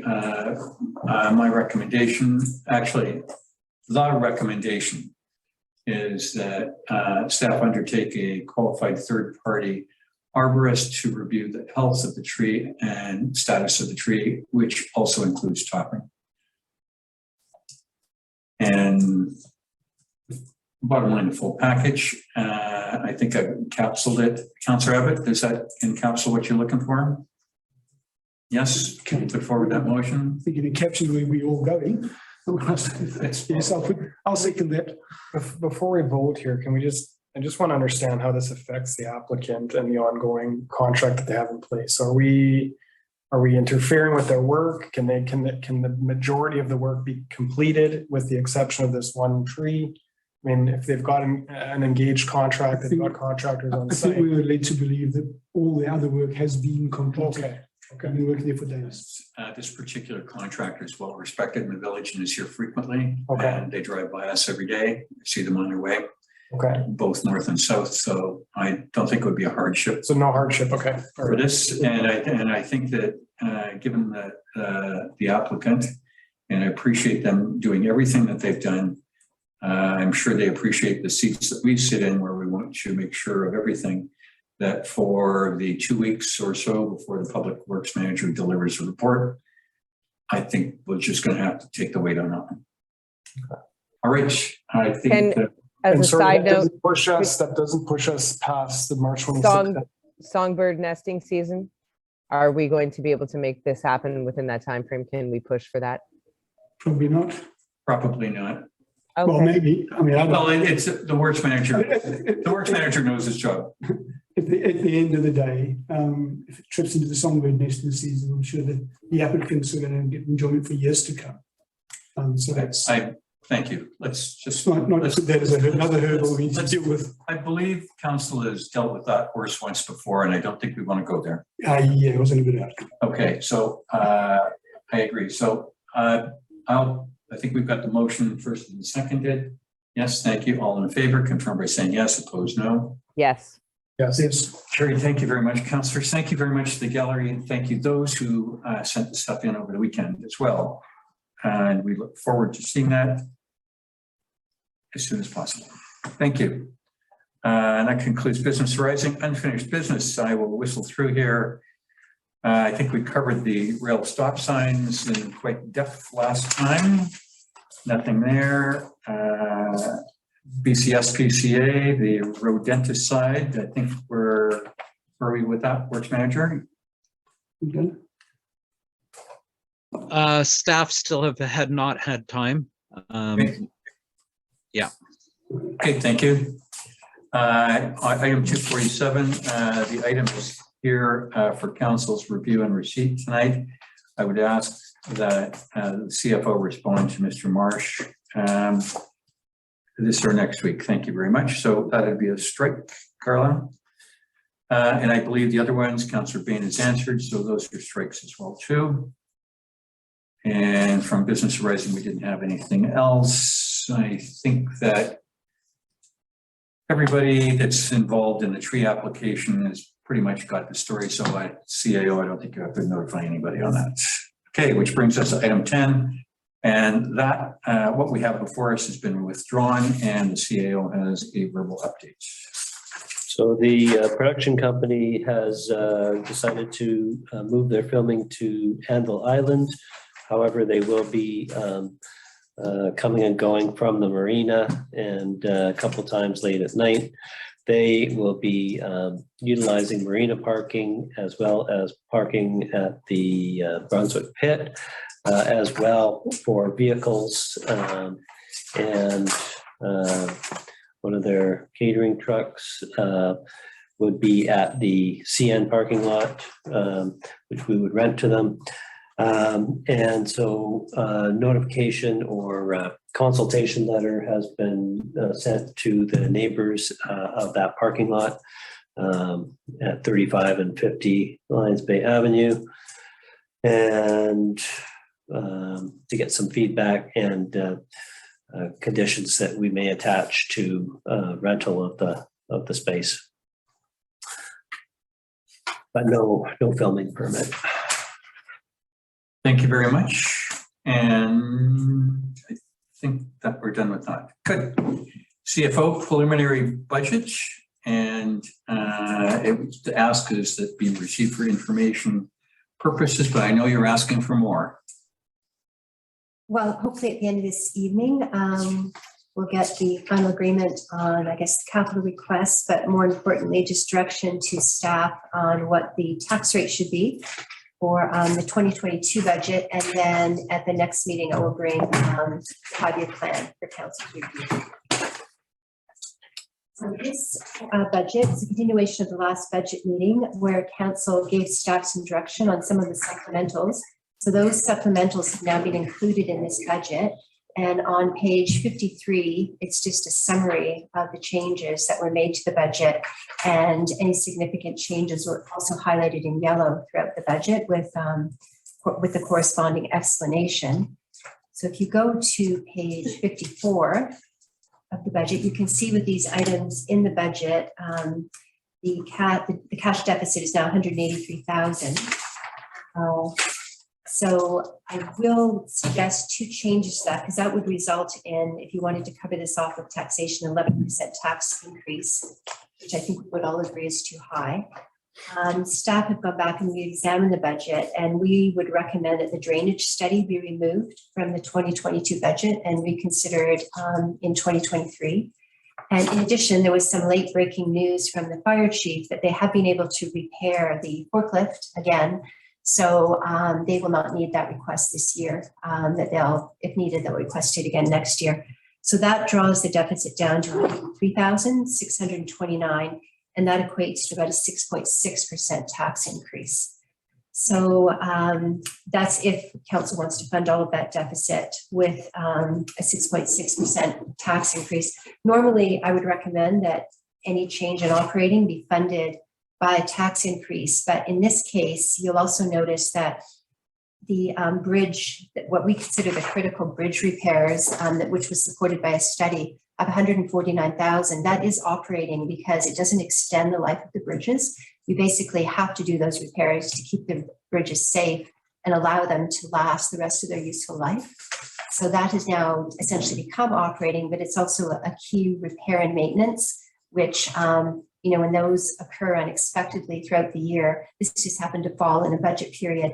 But if it had fallen later in the year, after the budget was done, I would have recommended that we draw from surplus because I feel these repairs are quite urgent. So basically, that's the changes I've made to the budget. That's where we lie. And I thought maybe I'd open it up to questions from council if they have any more questions about the budget, and then the capital, and then we could revisit the direction on the tax rate. Thank you very much, CFO. So if I may, just so that we can cover your three asks, and I'm going to go to you in just a second, Councillor Tunler. So the first question is any question on anything that you've got, and then that you've got for the CFO, and then I'm going to rotate around, and then we're going to come back to essentially discussing the potential tax rate and the proposal the CFO's put forward. Councillor Cunliffe, first up.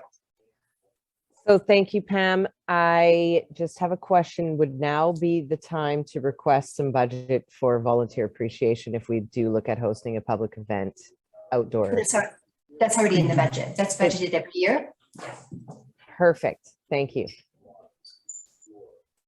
That's our party person. There you go. Have to keep the important stuff in perspective. So after 2 years, I want to be there. All right, thank you very much. Councillor Barmier, any questions? Yeah, I guess I'm just curious how we decided how much of the parking and metering revenue we were going to move. Yeah, that was my best guess. Basically, by having year-round parking. Actually, thank you for pointing out the other costs that are in here are the budget adjustment for the year-round bylaw enforcement. So salaries was fairly straightforward. We did an estimate of 18 hours a week during the November and December. I realize it's year-round, but we only have to account for November and December in this budget. And then it was fairly straightforward, the additional parking meter rentals, some additional software that we were budgeting anyway. The revenue was tough. The street revenue was a little easier because it only started partway through the year. So we are expecting an increase there. I had been fairly conservative with the parking meter revenue and the parking fine revenue in particular, because when I did the initial budget, I hadn't had direction from council on whether the parking prices were staying the same, or sorry, the tickets were staying the same. It's a violation. So I've just kind of done it. I discussed it with other staff members, and we did our best to estimate how much additional revenue we would have based on what I had originally budgeted, because I was fairly conservative. We've increased the revenue by those three amounts. this will be kind of our year where we can, well, actually, we can't even look at a full year revenue in this year because it's only going to be from April 1st. But the other thing that you can't judge is compliance. I mean, it is getting out there now what our ticket prices are. I think our signage will be more consistent this year. So we do feel that there might be a decline in hopefully the parking fine revenue, because I think council's directions actually want compliance. You know, we would prefer people not to get tickets, that they would just obey the parking signs. Okay, thanks, Rob. There you go. Councillor Evans, any questions relative to what the CFOs had to say? I've got a few questions from lower down in the sheets, but then I would like to go back to the changes and maybe go through them line by line and see if we want to anything else that we can trim out there. Let's do that. So Okay. I'll do my questions first. Let's go with the questions first and line by line. And actually, let's break it up. Let's do the questions first and circulate around and then back to the line by line so everybody gets a chance. Okay. Okay. So just one observation, typo. We still have a fire prude safe on page 58. I said that last time. Fire prude proof. Page 58. Yeah. Oh. You said that last time. It was usually the bear proof I got wrong, not the bear proof. Okay. This councillor is nothing but perfection. Well, it means he read it. Page 65. So this is a new edition. I should believe this is from the council ask about finding a better way to manage fare violations. Yes. Could we get a short explanation of what it is and what it does? Basically be an automated system that links in with our accounting system. So it eliminates the need to do the spreadsheet, which is very, very time consuming and has errors, but it can also produce our letters. We spend a lot of time producing letters up to the different times when the tickets are going to overdue. So they actually produce the letters for us, and it's linked to the automated ticket system. And it also accepts the payments. There's a streamlined process for when people pay, it automatically updates. So we had a presentation on it, and we haven't got the final quote, so we just put an estimate in. So hopefully it'll be a bit lower than I estimated. Okay, good. So it's a level of automation that takes away some of those concerns Yes. about staff time being impacted. Yes. Okay. On point 4, you said you wrote their budget to the same hours as 2021. It's not actually accurate, right? Yeah, what I meant to improve, you had asked about that. I didn't actually base it on last year's budget. We actually worked more hours than budgeted last year. So I took the hours because we were a bit uncertain of what the third bylaw officer would work. So I took the actual hours and then just budgeted this year with the proposed increase. Okay, so you've got the increased hours for this year. Yes, I do. And now on top of that, I've got the additional hours for November and December. Right. Okay.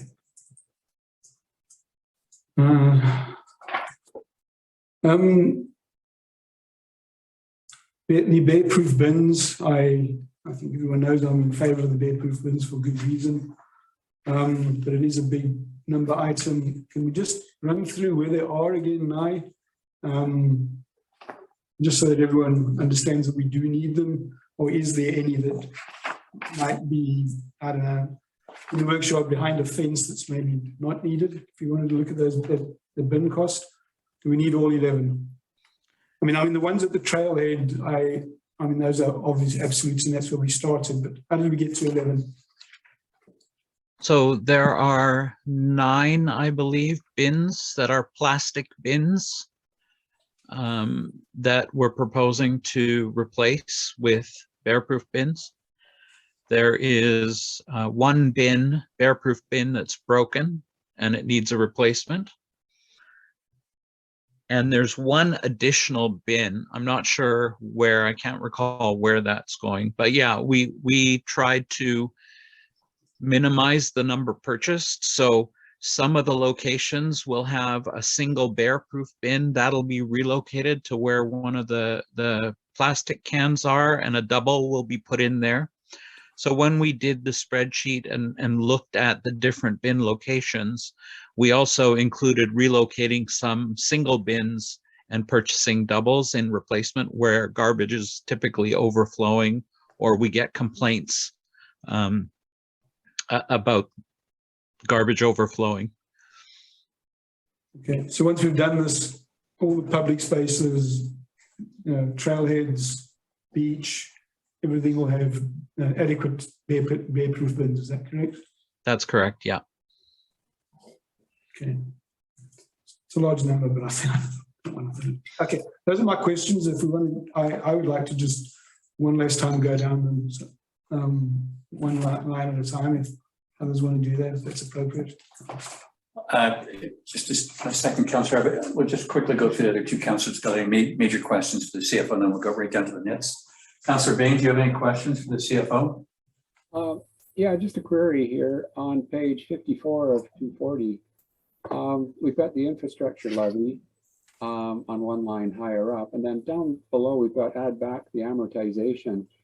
And I understand the point of identifying all these things, but do we consider that the infrastructure levy, where's my note?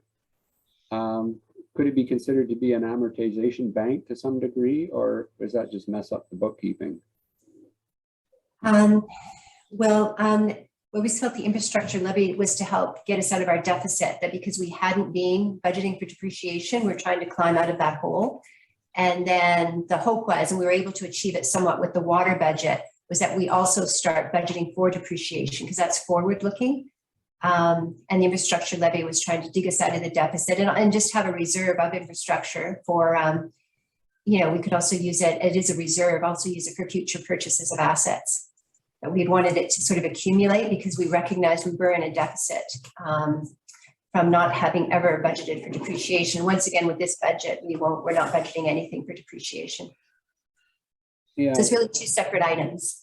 I mean, we add back the depreciation because it's non-cash, and then hopefully we would have a surplus so that some of it could go towards depreciation. Oh, okay. I'm about 75% there in understanding. I can talk to you offline. Thanks. Thank you very much. And Councillor Cunliffe, if you've got any questions on the presentation, and we're going to get 2 more kicks of the cat on this one. So if you, whatever you say, or if you're good, we'll move on. I'm good at this point. Thank you, Pam. Thank you. Back to Councillor Abbott. Let's go line by line. Okay. Sorry to interrupt. When you say line by line going through the changes I made on 53? Yeah, page 53. Yeah, so it's page 53. Yeah, and maybe line by line is so I just highlighted the yellow, green, and red, and I only had one red, and it was a drainage master plan. So thank you for stealing my thunder on that one. I'm very pleased. But on the green ones, I had the first two. I don't think there should be any argument about. We need the skid steer, and we need obviously the appraisals. So it has to be done. I had the next 3 as yellow. So the first one, the memorial canes, start off at 10 grand. Then we said 5 grand. I thought we discussed this and thought it was more like hundreds than thousands, didn't we? No, I think Ray was on the low grands, like 5 seems to be kind of the number, I think. I was looking at Councillor Bain, maybe he had an opinion. Yeah, I don't think we're really looking at big numbers there. I think the 5,000 is a nominal thing. We haven't even come up with a plan yet, so it's really premature to really nail it. But for the CFO, she's got to keep the space open for us. But if we can do it for a whole lot less, I would like to see that happen. Yeah, I'm just, my observation was based on the cost that it actually cost for the signage at the native plant garden, which was a fraction of what we needed to budget. I don't know if that was going to flow through, but these are going to be different, I guess. Is that what you're saying? Make it 3. Yeah, I think so. Every dollar helps. It's a bit of a placer, and like I say, we don't spend money just because we have a budget. I know. I'm very proud of that. So it is a good point. Right. It might be a bit high, but we will just spend. It puts a cap on it, though. But Well, I think I know where Councillor Abbott's going. Well, Let's try to throw him a bone here. Before we started this process, as you said, of 183,000, it's a 12% tax hike. So yeah, I'm not. No, I don't think we want to sit here and prove a 12%. Don't be shy. So don't be shy. Every bit adds. I have down as yellow next to the summer help. I know it's an operational thing. If it's on the list, it's because people think the staff can't keep up with stuff they can't get to. But I think that one's up for grabs, in my opinion. $30,000 for the summer help. You do need to look at the bins and then the offset of the COVID grant. We do have to use up the COVID grant this year, and that was that's what we were going to use the COVID money. So we're actually not taxing for that. The summer help is a COVID grant. Yeah, this is how I did it. You have to look at all four lines. So the COVID grant offset, the bare bins, and the public works help is being funded by the balance. This was the first presentation the CFO did, Councillor Abbott, where it was showing the cost, showing the thing. We've knitted it down to one page. It's on the summary page. Yeah, so I should have maybe highlighted that. So the sum would be that 15, which we're not paying for. Doing the math now. Yeah. I can do the math. I get to 60. Yeah, we wouldn't have suggested the public works help if it weren't for the COVID grant, but they have legitimately fallen behind with mostly the parking, which was a COVID result. I only And wish there's we a could pay the backlog, CFO so that. it was our last kind of summer to get that kick of the can to kind of get back up to speed. But I included it on here because I'm showing on here the changes to the budget. So I've increased 3 expenses. So I'm arguing about mid-zero. Councillor Abbott, I'm going to remind you, you did get up at 3:30 this morning, so try and barrel through this. He's never been good at math. Maybe he's the kind of guy that gets his stride around 9 o'clock. I don't know. Okay.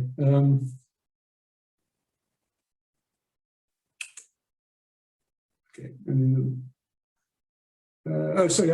This was the question of not good at math, as Norm just pointed out. I was trying to do the math on the additional wages for November, December at 18 hours per week, and how does that come out to 5,500? That would be 2,300 for 4 extra weeks. 18 times their rate times a week. There's 9 weeks. So I didn't bring the actual 18 hours times the average rate was 30 times 9 weeks. So about $6,000. That's what I increased it by. All right, you're losing credibility here, Councillor Abbott. 18 hours, 9 weeks. I meant that in a jocular way, by the way. Okay. I ran it through the labor model. All right. So I couldn't do it in my head. Okay. Not finding much. Okay. You sure? Yeah, I think we've gone through the rest of it, all the parking stuff, so net gains. So. And if I could ask a question then for the CFO. Again, this is the 3rd or 4th time we've looked at it, and the numbers are the numbers, got it. So in one of our discussions we've had recently is that I believe you were going to build in an extra personnel cost to either defray or enhance the municipal coordinators situation with ticket collection. Is that correct? Yes. And it's built in there, although I never did hear what the number was. It is built in there. I'll leave it at that. Yes. Okay. And okay, that's all I need to know. Thank you. So that was my one big piece.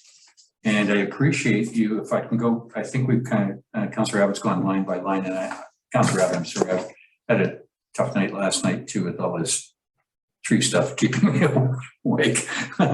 And so I appreciate what you're, and I apologize for what I said to you, but the credibility, you are a very detailed person. I'm glad you're paying attention to this. Please accept my apology.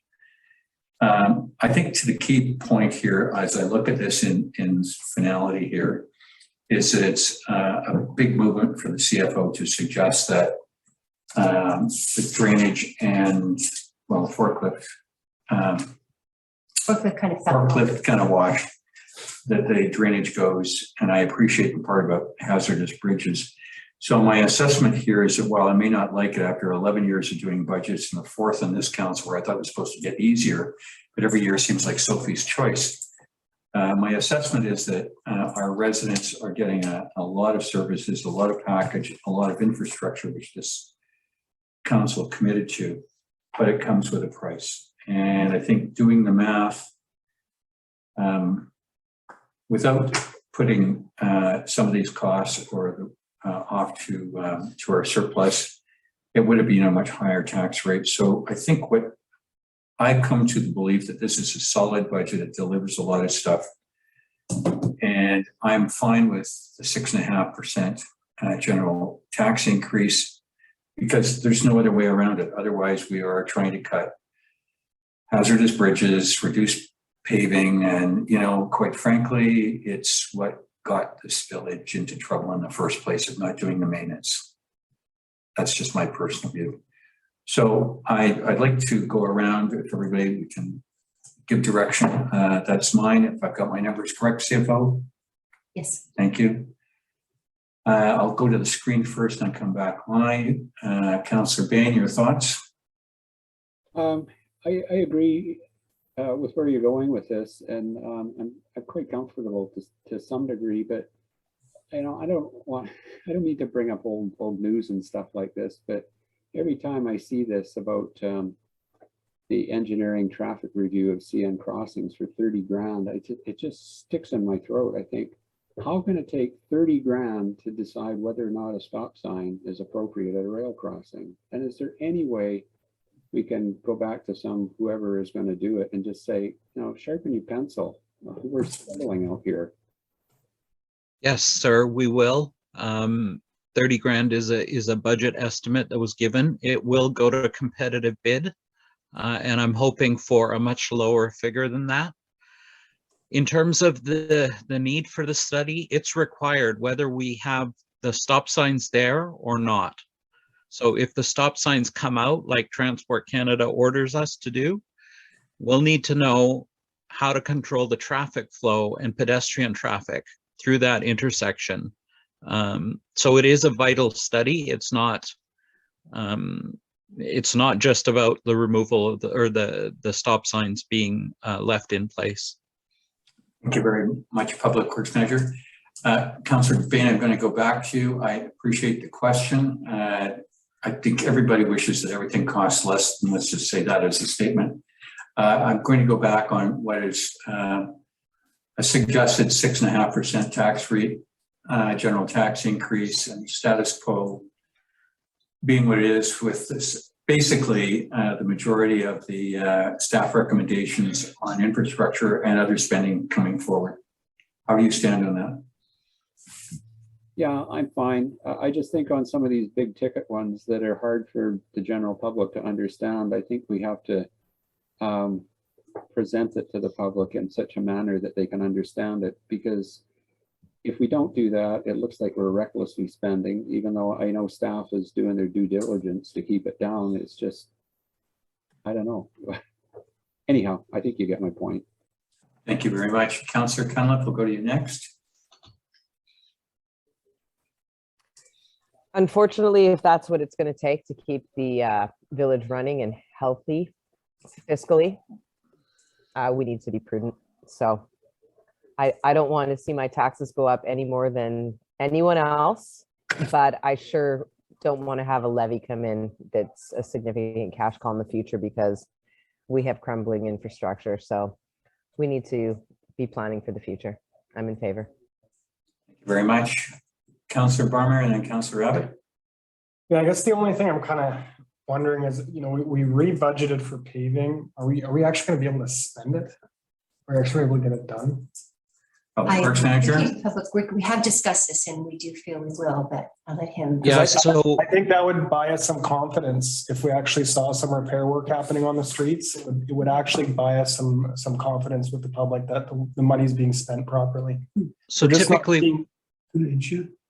So typically what happens is our budget gets approved and ratified in May, and then we go to the contractors for paving. And usually we are at the end of the list because we are getting preferred rates based on West Van's buying power.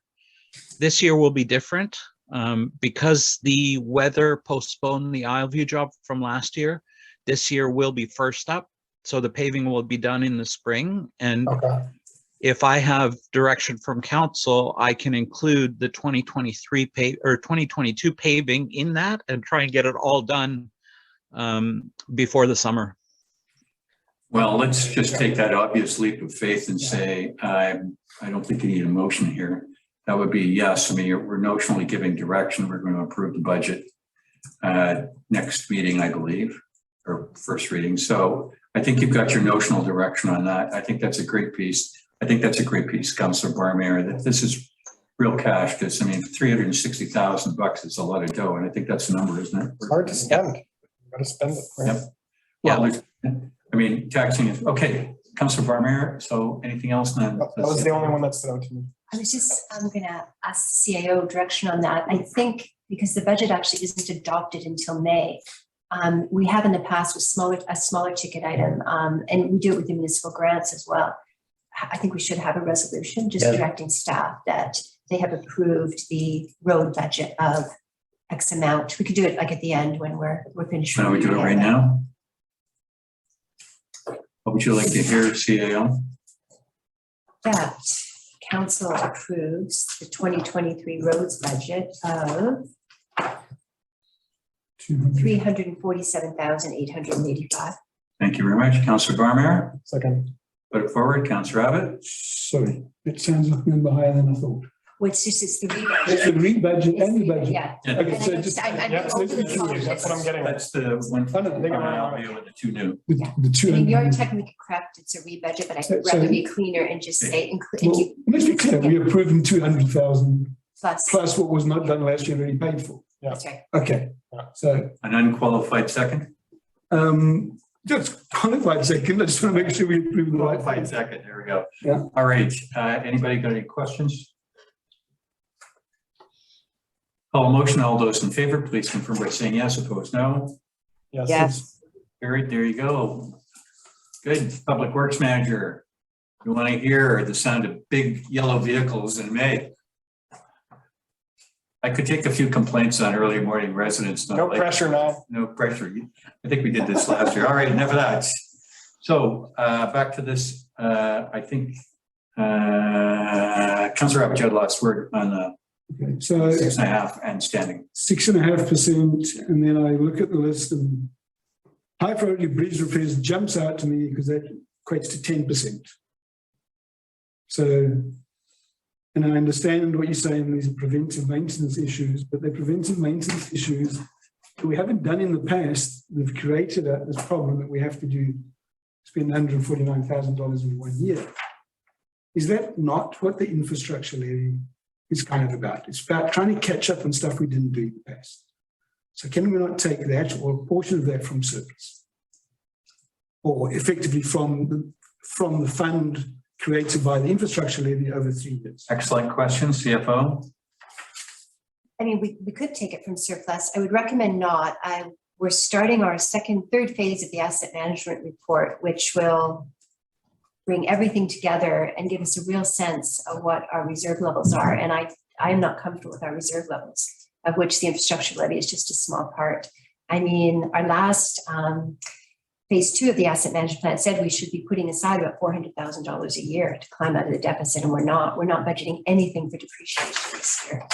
So I just see it as something that, we're making great progress on asset management, but I'm really looking towards the timing of the presentation of the third phase at the end of the year, and then tying into strategic planning, and then really trying to get an understanding of what our reserve levels are.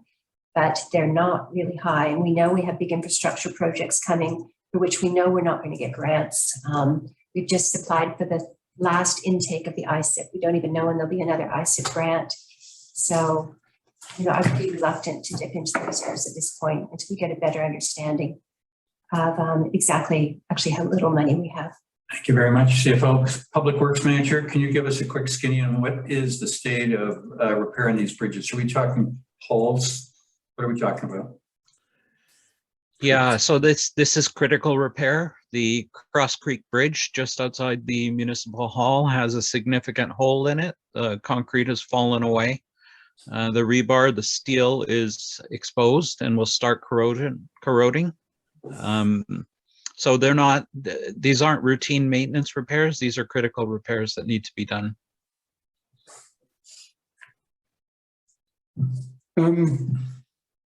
suggest to leave it. It's not just that bridge, there's several bridges, right? It's That's Yeah. correct. Isle is in the same boat. The concrete is falling and rebar is exposed to corrosion. And there are a couple of other more smaller repairs that are required. So just to put if I can say my point again, I'm not against doing this work. I think we should do this work. I think we should have done it before it became a big hole, and we should have done more of it and should have done it regularly and do a regular preventive maintenance program. I'm not against preventive maintenance. What I'm saying is we've got to the point where it's a hole, is it really an operational cost? I feel it's not really an operational cost, and it should come from surplus or the infrastructure levy found effectively. So that's I still believe that, or at least a portion of it. I mean, that if you took that away, we'd have a tax decrease this year. I'm not suggesting a decrease. We'll turn it back to staff. Are you holding firm on this, or is there another way you'd like to juggle this? CAO, CFO? My recommendation is from taxation, like I say, until we get a better handle on our reserves, because everything we've seen from our asset management analysis is our reserves are not big enough. So I don't think we should be drawing for them for something like this. Also, isn't it the case that if it's not adding to the life of something, it's just maintaining the life of something, and it's operational versus. Yeah, I think there's an agreement now. It is operational, but yeah, and it is best practice not to draw from your reserves for operation. I mean, Councillor Abbott's point is well taken. We have not maintained our assets, and it's something we're trying to increase our budgets to maintain our assets, because we are in a situation now, even with our roads to a certain extent, the reason we need these large road repairs is because they haven't been properly maintained in the past. And there's a variety of reasons for that, but I think on the road repairs and its big numbers, and we came to the conclusion that nominally 125K a year is what we should be spending and needed to be spending. And we've gone over that and improved greater budgets because we've taken off bigger pieces of roads, and I'm good with that. We need to fix the roads. If you had the same thought here, what is the typical annual preventive maintenance you should do on the bridges? And if that's 30 or 50K, that's what should be operational. The shortfall, I would like to see come out of surplus. That's my argument, and this would get this down to a very low tax increase for 1 year. That's my suggestion. I won't keep stating it. You've heard it enough, and I will move on. Thank you very much. Let's card that for, this is a recommendation. It would appear that the majority are in that view, but I'd like to revisit this again at the next council meeting. We need a decision. Okay. Oh, this is it. No, we have to make a decision tonight. Okay. I'm already a meeting behind. We're probably going to have to have a special meeting to adopt the budget in time. Are you looking I for a can't motion on the volunteer. tax? Are you looking for the motion on the tax increase? Thank you. All right. Thank you very much. On this issue, Councillor Abbott was very eloquent, and so was the CFO on this one. I do appreciate what Councillor Abbott says. My view is not going to change. I think we're credible with our community, and I think that while it's not a number that we'd like to see, it's something that is a reality statement for us at this time. I'll go around once more time, and then I will put forward a motion, and then we'll get right down to it. So let's go in reverse. Councillor Bain, any further questions? No further questions. No, done. Councillor Cunliffe? As unfortunate as it is the reality. So we live. Thank you very much. Councillor Barmer? Yeah, in principle, I've committed to the asset management plan and stalking that kitty, so I'm in favor. There you go. Councillor Abbott, no change? No change from my position. Yeah, thank you. All right, so the motion is, and this is what the CFO is asking for, is a motion on the general tax increase. And I will put forward a motion that the general tax increase is levied at 6.5%. I have a seconder, please. Thank you, Councillor Barmer. Any questions? All those in favor, please confirm yes. Those opposed, no. Yes. No. Councillor Abbott's a no. Councillor Bain, Oh, sorry, I was muted. I'll be a yes on this. Thank you, Councillor Cunliffe. Yes. Thank you very much. Carried. Okay. Thank you, everybody, for the hard work over 2 months. Thank you very much, staff. And I know it's everybody in your group, Pam. Thank you very much.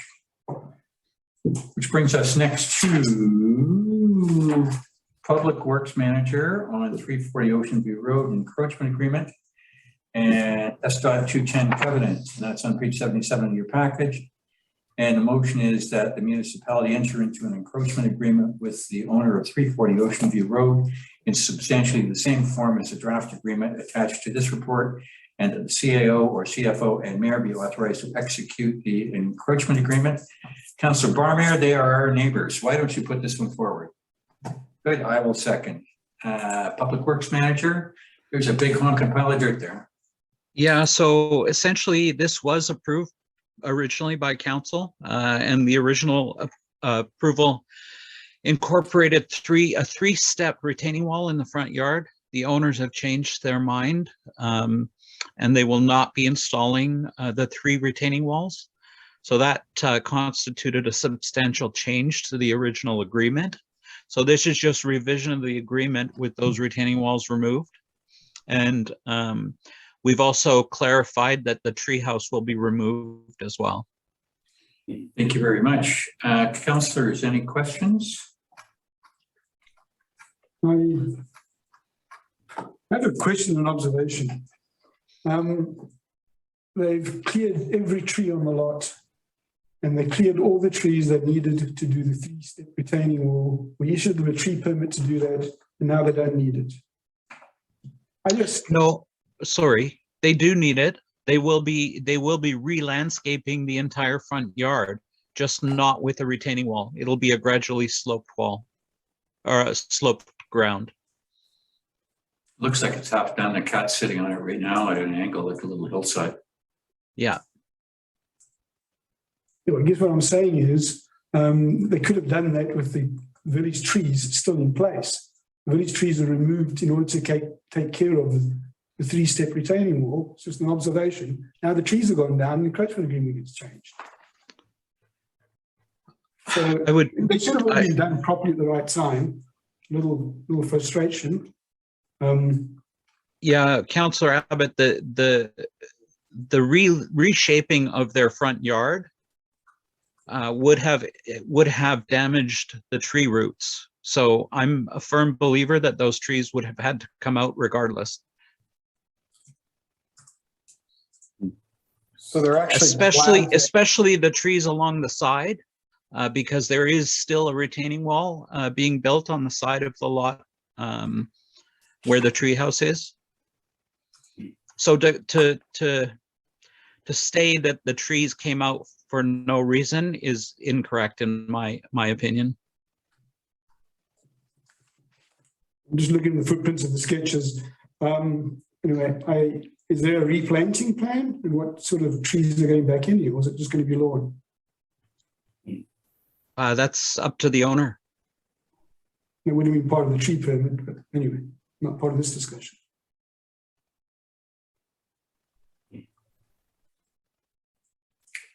Okay. Councillor Roberts, good. Any other questions? Yeah, the only question I'd have is how I would ensure that open ditch with a new slope, just to ensure that we don't, the culvert downstream plugged. Well, it's for the Public Works Manager, but they're gonna have to have a regular sized culvert over the driveway. Okay. Going over, so that's the first one. And then for the rest, I didn't look at this. It's an open ditch for the balance. So their parking pad and driveway will have a culvert, and the balance will be an open ditch. So we'll monitor that and make sure that it's done correctly. Okay, Councillors Bain, Cunliffe, any questions? None for me. I think they've already been answered. Thank you very much. Councillor Cunliffe? I'm good, thank you. Good, thank you. I can say this, I do have my eye on the clock, so I'm gonna hustle us along a little bit. I will call the motion. All those in favor, please confirm by saying yes. Those opposed, no. Yes. Yes. Yes. Carried, thank you. Again, next one is item 4, the addendum to housing needs assessment report. And motion is the council approves the addendum to the Village of Lions Bay Housing Needs Assessment Report attached to the report titled Addendum to Housing Needs Assessment Report presented to council at the March 15th, 2022 regular meeting. I'll put that forward. Councillor Barmier, can I have a second? Thank you. CAO, I think this is maybe you. Yep. So we've got the corrections that were made, that were pointed out last time. And I circulated the, just got that and circulated that to council via email. So the only thing that is lacking now is the addendum that we discussed adding to the report.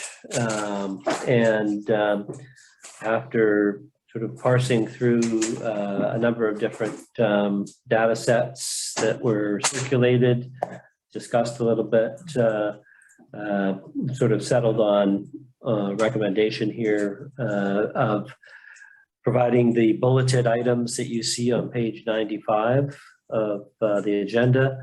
And then a paragraph follows that indicates that some of those total number of single family dwelling parcels would be eligible to add a cottage or subdivide. But that ability is circumscribed in many cases by a number of different factors which are set out there. And also refers to the need to incorporate some of those factors such as statements and map designations regarding restrictions on the use of land that is subject to hazardous conditions in accordance with the Local Government Act. Altogether, those constraints are exacerbated by the size of the village and our small rural footprint. So that's what I suggest in terms of additional data. We've got the land area of the village, the 2021 population count, the number of townhouses, the number of single family dwellings on the assessment roll, the number of registered secondary suites, the total dwellings, which is the addition of the townhouses, the single family dwellings, and the registered secondary suites at 612.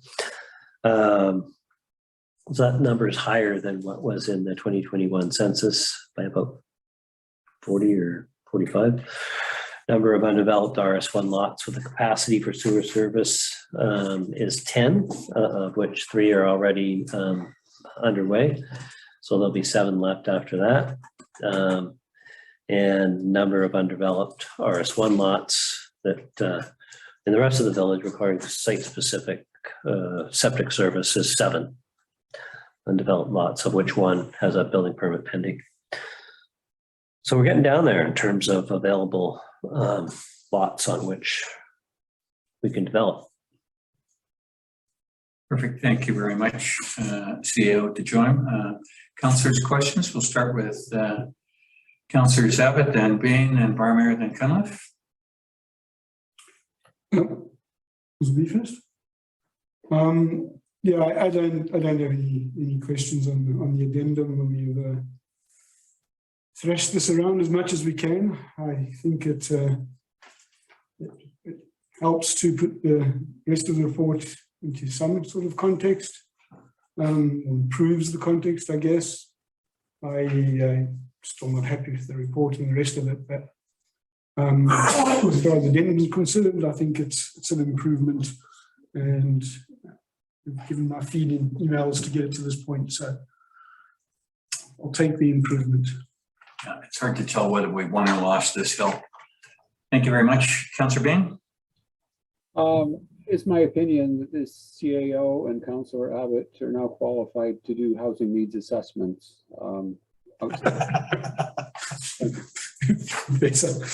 Thank you. Councillor Barmier? Yeah, I guess I just want to highlight the investment that residents have made in offering alternative housing means in the form of either, particularly registered secondary suites. It's not cheap to do that. It's $250,000 exercise to add a suite into your home. And so the residents have put a significant investment into that to offer alternative housing needs within the village. Thank you very much. And Councillor Cunliffe, take us home. I really do not have much to add. Thank you very much. Thank you. Call a motion. All those in favor confirm by saying yes. Those opposed, no. Yes. Yes. There we go. Carried. Next one, CFO, back to you. The long-awaited labor analysis. And, excuse me, why did the mayor get the big page with the big thing? I use my little magnet. I did my best. Like Bob Cratchit here. On one page. I printed it out big. Okay, Yes. it's all yours. So this is an analysis of the labor costs from 2012 to 2020. I just wanted to start off by clarifying, there's labor costs that are on the SOFI, which comes every year, but the SOFI is cash-based and it's based on the T4 amounts. And this is based on the financial statement. So it's the actual labor cost related to that year and not the cash basis. And the information was taken from, as requested by the resident, from the segmented note to the financial statement. So these numbers have been audited. And this was a new requirement of the Public Sector Accounting Board, PSAB, in, I think it was around 2010, 2011. I was with another municipality at the time, where we took the expenses that were on the financial statement, but then broke them down into segments of the municipality. And it was somewhat challenging because at that time, our GLs weren't set up to do that type of information. So that's my lead into why actually this base number that is frequently being quoted of 1,700, 17,000 is actually incorrect. And the evidence of that is it was corrected. And this was, say, quite common for early on numbers to have to be restated. So in 2012, the number was restated to what it should be, 868,904. So just as an attachment, I just wanted to show the backup. I showed the original financial statements and then the restated financial statements the following year. And it was just a split between the overall numbers obviously stayed the same tie into the financial statement. It was a switch between labor and goods and services generally. So I just wanted to start that off because unfortunately the request was to explain the change from the 700,000. So I had to explain that the 700,000 actually wasn't accurate. The number was 868. So overall, the increase is a result of just general increases in wages, obviously. Union employees, get increases every year. A 4.7% increase in FTEs. That's 52% increase.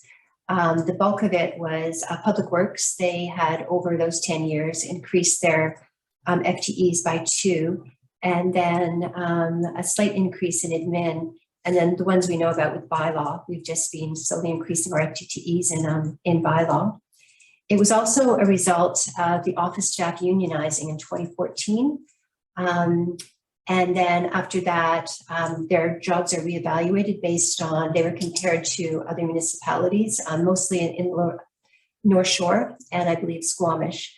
And those increases occurred, some of them occurred in 2014 and some were in 2014 to 2016. So that's an example of a difference in the SOFI that would hit the year it was actually paid, but anticipation of this coming, we tried our best to accrue the increases that were coming, but as you can say, it caused some fluctuations in the year to year.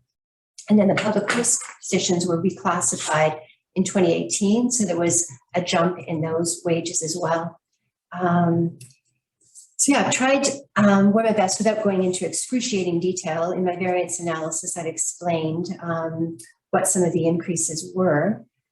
And I tried to break down the FTEs as well. And some of this was before my time. It was a little challenging trying to get the breakdown for 2012, 2013. 2012 was an unusual year as well. Those salaries were low because there was a lot of turnover at that time, a lot of vacancies, 2011, 2012, and 2013 at the management level and at public works level as well. In 2012, there were actually only 2 permanent public works employees at that time, Garth and Alberto. The rest were casual employees. I think Neil Mullen started that year as well. And then slowly I believe we've improved in that we've had a more stable public works staff as we've grown from 4 to 6. Yeah, so I wasn't sure the best approach, if council had specific questions or like to speak. Okay, thank you very much, CFO, for the detailed, although small print reports, which I'll get back at you for. Let's do a random pick. Councillor Cunliffe, any questions for the CFO? Not at this time, thank you. There you go. Councillor Bain, any questions for the CFO? Not really. It's kind of fascinating looking at this stuff and kind of humbling as well, knowing that you and I have been in these chairs for the whole duration of this. And so I feel somewhat responsible, but not totally. Thanks. Thank you very much. Well, let me just follow up. I'll jump in and we'll close with Councillor Abbott and Councillor Barmere. You and I were here in what seems like our much younger days.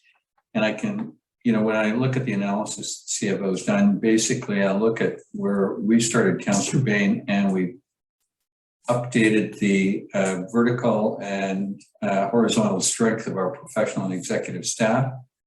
We've upped the service levels here in our administration. We've boosted our work shard. They're never more qualified. We are now a union shop.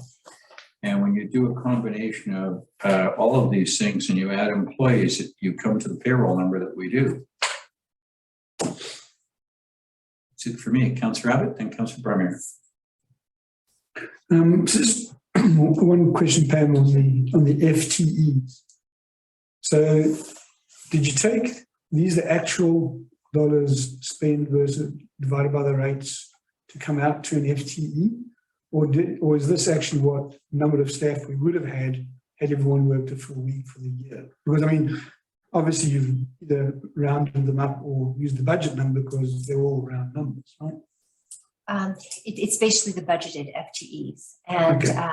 I think that was important because, well, first of all, there's no way I could have calculated the actual FTEs. I tried, went down that path, and when I got to my 11th different public works employee in 2012, we don't even have full payroll records from our system for that. I think it is more important to look at the budgeted amount, and that does help the pilot when there's vacancies. Because when staff aren't working, you know, if they're not paid, they can be out for WCB, and just there are a lot of vacancies. When staff leaves, we very rarely replace them right away. Yeah. So it's budgeted FTEs versus actual pay. Yeah. So that would explain why you get increases in the dollars that are more significant than you'd expect for a rate increase. Yes. Because in the FTE stays stagnant. Right. Okay.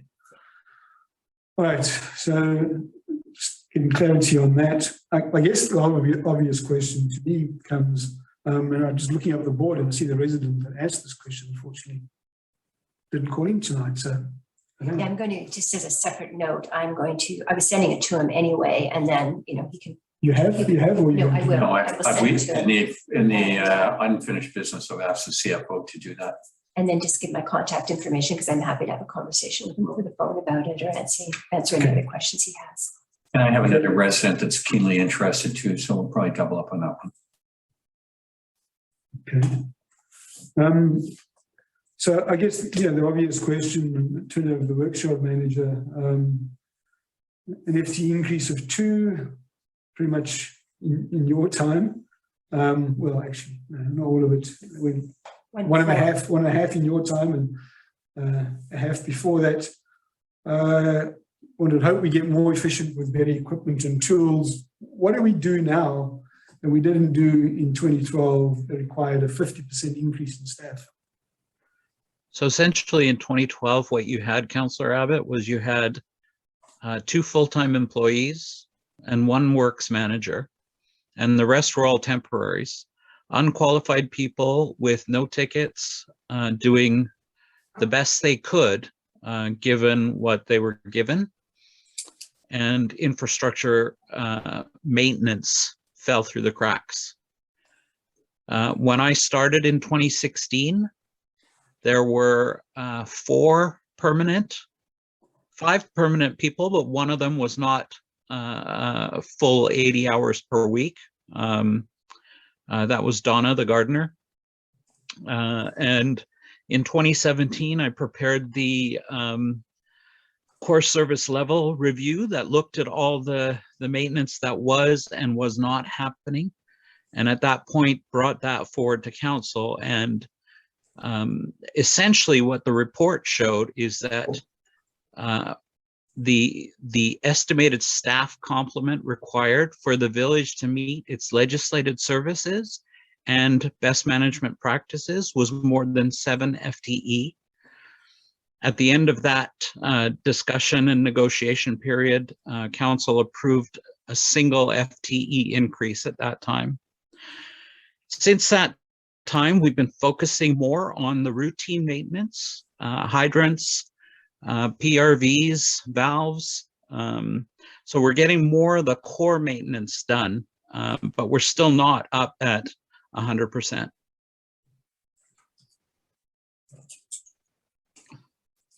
I think this question has been asked before, and I'm not sure we ever had it. Have we ever pegged our full-time equivalents by grouping or by division against places like Anmore or Carroll or some municipalities? Have we ever done that check? It's challenging to do. I have tried it. We used to try to do it when I was at a former larger municipality as well. It's hard information to get because labor is really scrutinized. Another problem with the segmented note is the labor is interpreted as full-time permanent employees. So I used the example of the fire trainer. Prior to the fire trainer we have now, they weren't an employee. So they weren't shown on that line. Like I've tried to do the comparison on the labor costs as well, because that would be very comparative to see how much we spend on labor. I've also tried to look at it. I tried to compare it to Bowen Island. Bowen Island has a lot more FTEs than we do. But then what's a true comparison? Is it population? Because you can argue there's a base amount of work that has to be done. And having come from West Vancouver that had 700 employees to here, they had a finance department of 22. We have 1.9. Obviously, the volume of what they do is larger, but that base work is the same. Like I spend as much time doing the financial statements here as I did with West Vancouver with a staff of 13. So it is hard because I'd be interested too. Like you want to know how you compare. Yeah, because I think that benchmarking would be important, and I thought about that myself. I was talking to someone and more, without the numbers being verified. It would seem that they actually have less staff than us than they have bigger municipalities. Which seems odd, but if you have the standardized accounting system across the board, surely you should be able to benchmark it. There is a group called the National Benchmarking Initiative, which I was a member of in my West Vancouver days. And they basically benchmark all aspects of public works. It is a cost, and it is a significant cost to join and become members of that, but that is a way to benchmark. Typically what I've found, and I can look for a report, an old report from West Van, but typically what I've found is that the level of service and benchmark across the board is typically the same.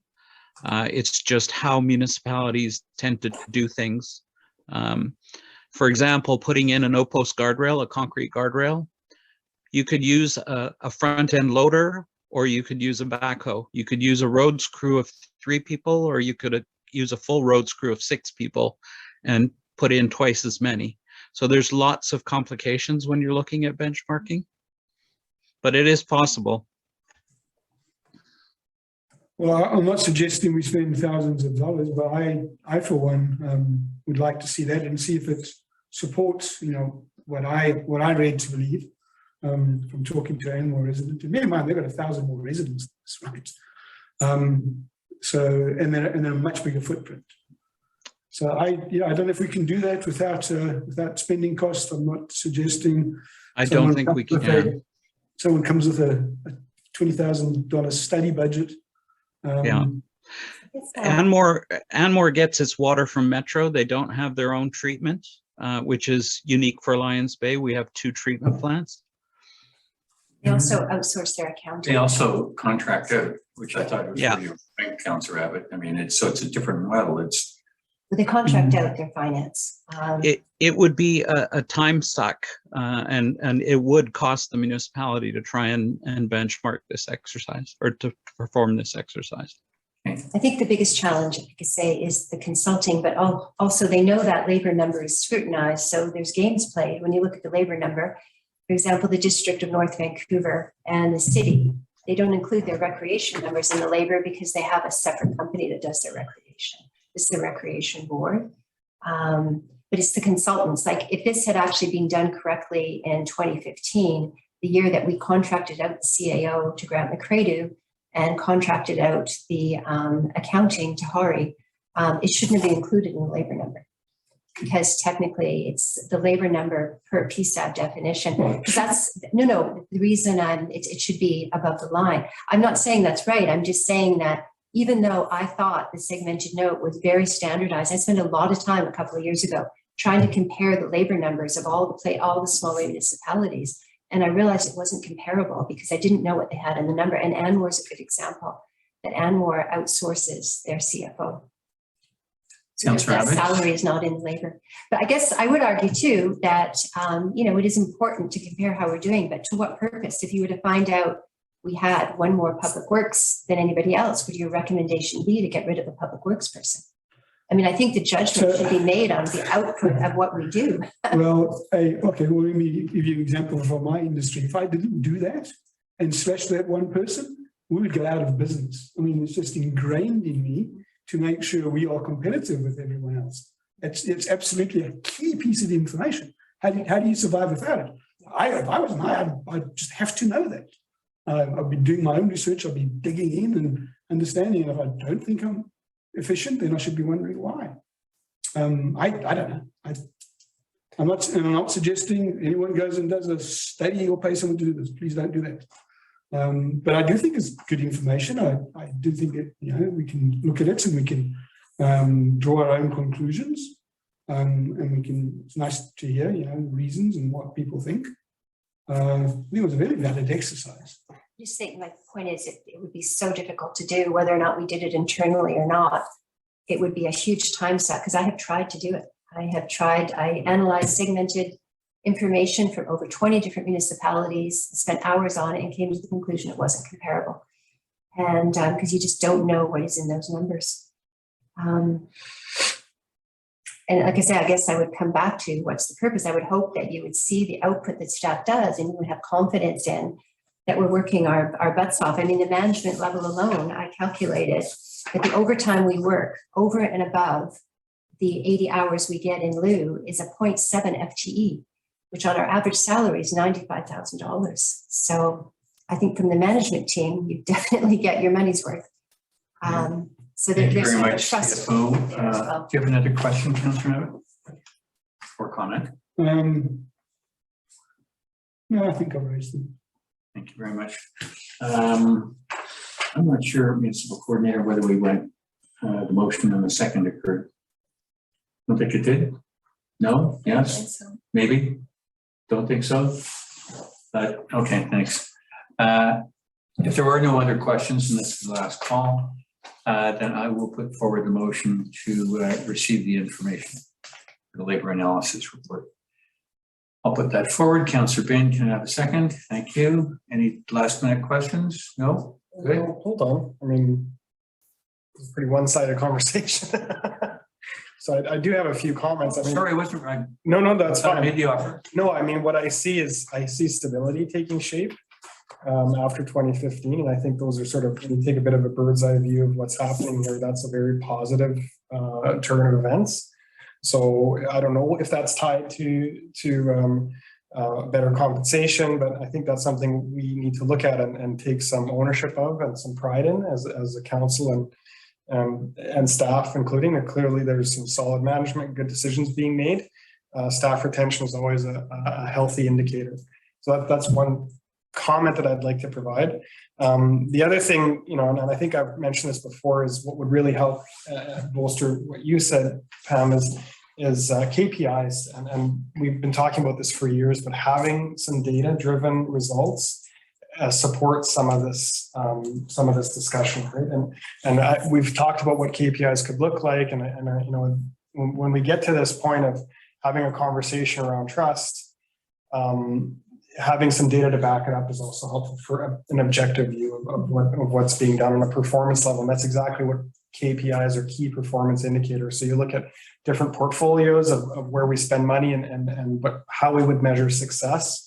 And I think that would go a long way to supporting this. But just from a bird's eye view, seeing this stability in staffing to me is a huge win. Thank you very much. Councillors, any final comments? Can I just touch on the use of the word trust? Nothing I'm saying in discussion is because I do not trust anyone. Yeah, I think your term benchmarking and KPIs is pretty much the same thing. The word is used a couple of times. Just want to make sure. Staff does feel respected, don't they? Yes. Usually. Usually, good. Except for the answer. Okay, thank you very much. Losing track of my mic. Did I call a motion? You did. I did, and we passed. Called the motion. All in favor? Yes. Opposed? No. That was a resounding quiet yes. So I will We just received. pass this on to Mr. Marsh. I'll pass this on to Mr. Marsh. Thank you very much. And I'll give you the another resident too, and we'll communicate with them too. Okay, thank you very much. All good points all. Unfortunately, this next one, which is new, is the Wade Park vandalism. Public Works Manager, can you tell us what this is about? Yeah, so this morning staff arrived at Wade Park and found that somebody had cut down 2 of the ornamental cherries that had been planted in the park. What? Not sure why. They were pretty significant trees, but they're not tall. Cherries don't grow tall. So yeah, they were cut and left on the bank. What? That's terrible. Yeah. Like chainsawed, hacksawed. Chainsawed. Wow. So I'm thinking of putting something in the village update to see if anybody knows more, but I think there's that's a good idea. not really much more we can do. I just thought council should be aware. Just with a tone of suspicious activity, please call the office kind of thing too. Yeah. Yeah, All right. well, we don't take trees down on village property without the proper permitting. Yeah. We know that. That was a beautiful little park. It's a gorgeous place. And why someone would do that is really incomprehensible. Yeah. Okay. Hey, to ask, what about replacement? Is this in the process too? We're not even at that point yet in our thought. We're just still in shock that 2 trees were taken down. But yes, Okay. replacement is a good solution. Okay, can you kind of mentally, when it crosses your desk next, on this thing, give us an update at the next council meeting? It's just crappy. Yeah. And Okay. Nye, can I suggest, if council is in agreement, if you have a photograph of the said vandalism to add to the village update, Yes, I do. please add that to the village update. Yeah. People need to actually absorb this. It's reckless and I don't understand it. So maybe other people can. Yeah. Thank you. All right, thank you very much. Next up is Mayor's report. I have nothing to add. Councillor Bain, you've got something? Yeah, I do. Just a clarification, and to let you know where things were going with the native plant garden. In talking with Val Morton for a while, we bounced this back and forth to she was comfortable with the renaming of the plant garden. And I'd just like to confirm that she's had it confirmed with indirectly through the Squamish band, the Chief Joyce Wilson, that she's enthusiastic of the name of the plant garden being Mary Comber Miles Indigenous Plant Garden. Joyce was quite happy with the Indigenous in there. And it's fitting because these are plants that are indigenous to our community, aside from the First Nations connection. So just an update, that's where we are. And I understand that Val is working with Unai as far as signage. So I'll leave it in your hands then. Thanks. Thank you very much. I don't think we need a motion for that, do we? Nope, we're good. All right, all good. Thank you very much. Councillors, other councillors, anything else to report? Nope. Okay. Next. Sorry, no, the only thing I wanted to report is more of an apology on the last Climate Action Committee meeting. Just to make it, just to issue a formal apology to the committee for the chairs not being present. Thank you very much. Thank you. I will briefly echo those sentiments. Thank you, Norm, for bringing that up. I had a family circumstance that was really unavoidable, and it was unfortunate. And I am very sorry that anybody on the committee felt disrespected. So okay, I think that's been dealt with. Thank you very much for the both of you for doing that. Councillor Rabbit and I had an entertaining 45 minutes.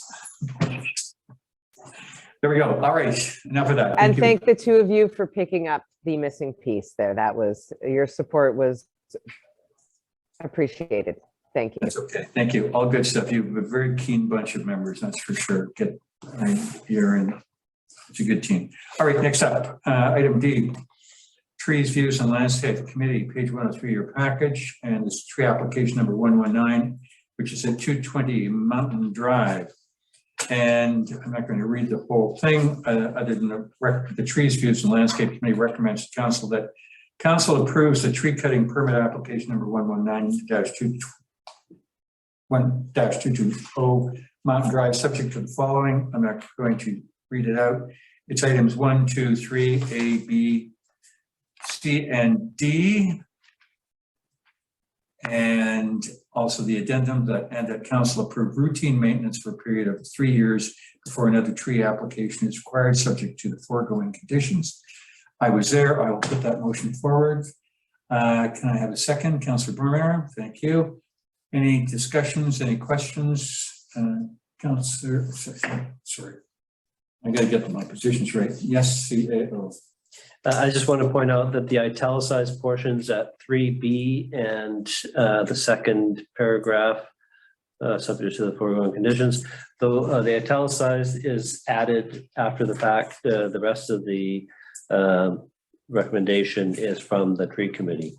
So just, and that'll be the case, so I don't have to say it again, through the other applications as well. Where you see italicized, it's just been tweaked a little bit by staff in terms of the recommended resolution. Good, thank you very much. I just quick synopsis. The picture kind of tells all this is the resident's backyard.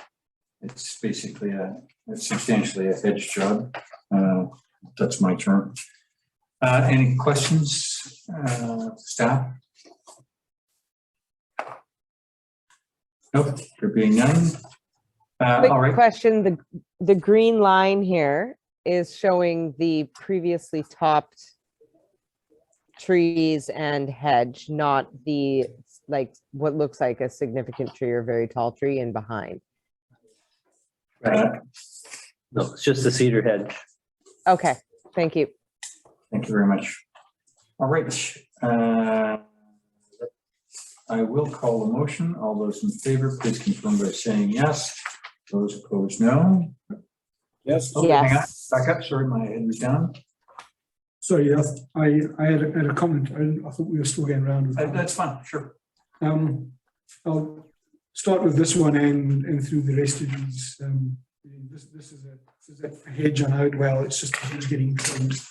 So maybe not the best example, but it comes back to the affected neighbours. There's more than 2 people that look at that hedge. How do we decide the affected neighbours? I feel we're getting this one wrong. Other packages here and other places, once again, not suggesting that anyone's going to take umbrage to this hedge. And I'm going to vote yes to the proposals, but I really think we need to look at this affected neighbours thing. I think it came up earlier today. Yeah. And there's going to be something, I mean, there's always more than two people looking down at these properties. So Councillor Abbott, I concur. This is not the best example for that, but it is an example.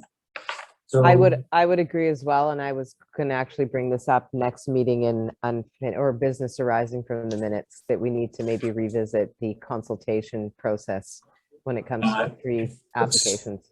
Council will bear with me. We'll let the CAO go vote on this, and I have another piece of information. Yeah, we did ask, are there any other affected neighbors and who else would be looking at this? And the answer that we got back was no. There's nobody else other than what you see on the application, the two that are adjacent or on that side. So are you suggesting, for the sake of argument, that we ought to have consulted? I think Jamie said we wanted to do this at another time, and I'm happy. But I mean, these are for us. I think that these are good examples. I think in order for us to understand what we're talking about, so we need to actually look at what it is we're talking yes, about. I'm not suggesting, and I was going to qualify that. And so these properties up here that enter from Sunset. Those properties up there are a long way away from this. Yeah. You're pointing at my house. It's not what we're talking about. Yeah, no, but we're talking about Mountain Drive, so we're talking about. I think what I'm suggesting is an overview of the consultation process, because Jamie, and I agree with you. And when we look at what we require for a filming permit, which is a very temporary inconvenience, we have a broad consultation that is required, and it is a threshold of a percentage of those. So I'm not saying that's the same that we put in. I mean, trees are very abundant in our community, but do we need to look at broadening the consultation? I think that this is something that maybe needs to be revisited in the bylaw, and right now I'm not suggesting is the time to do so. Again, I apologize to everybody and to the CEO. I'm going to nip this one. This is a worthwhile point in both the councillors, and I know where the CAO is going with this. If you'll just bear with me until I conclude this piece, the tree committee will undoubtedly be meeting on this single topic in the next few months and involving staff with it, and anything that they work out as a suggestion will undoubtedly come back to council. Okay. So just to the CEO's point, I'll just one last thing. I was trying to explain what I said. You're pointing the wrong place. In this particular one, it's a hedge previously trimmed. They consult the two neighbors next to each other, not the ones across the street. In the next one we're going to look at, it's a hedge previously trimmed, once again, not going to happen. They consulted the neighbor on the left, not the right, and one of the people across the street. Even if it was neighbors on either side and the neighbors across the street, there's some consistency.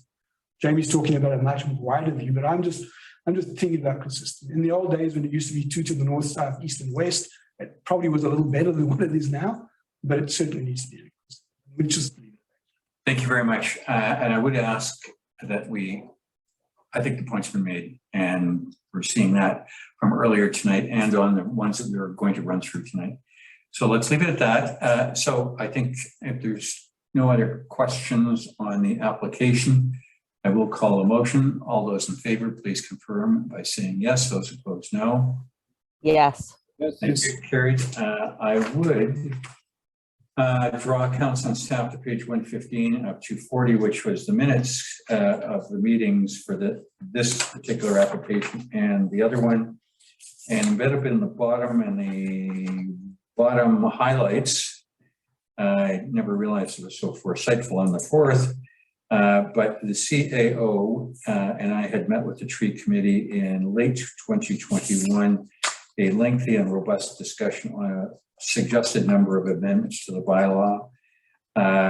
We had tabled it at that time. We did ask to meet with the CAO again between storms and winter and that. Here we are. When I was with the members, I said it's time to visit again and finalize our work during the off period during bird nesting. They concurred.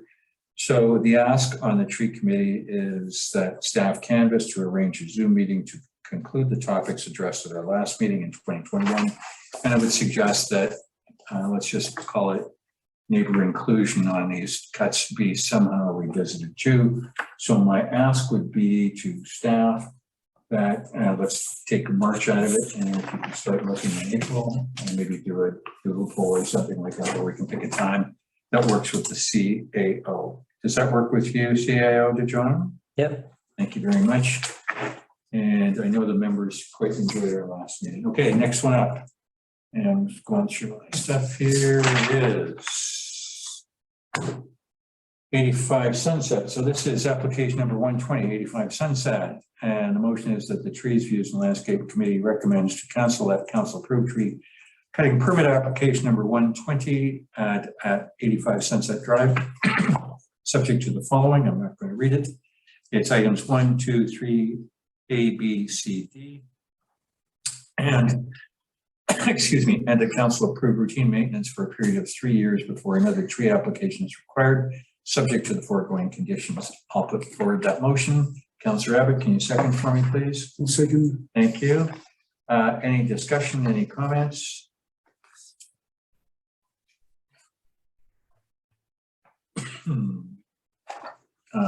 Okay, my comment is this was first repeat of prior event. He's just cleaning it up for the view, no change. If there's no other questions, I will call a motion. There being none, call a motion. All those in favor, please confirm by saying yes. Those opposed, no. Yes. Yes. Good. Thank you very much, which brings us up to Councillor Barmere is my neighbor at, no, it's not him, it's others. This is tree application 121-360 Ocean View Road. And the motion is that Trees, Views, Landscape and Landscapes Committee recommends to council. Council approves the tree cutting permit application number 121 at 360 Ocean View Road, subject to the following. It needs to be items 1, 2, 3. I know it's here somewhere. Hang on. 1, 2, 3.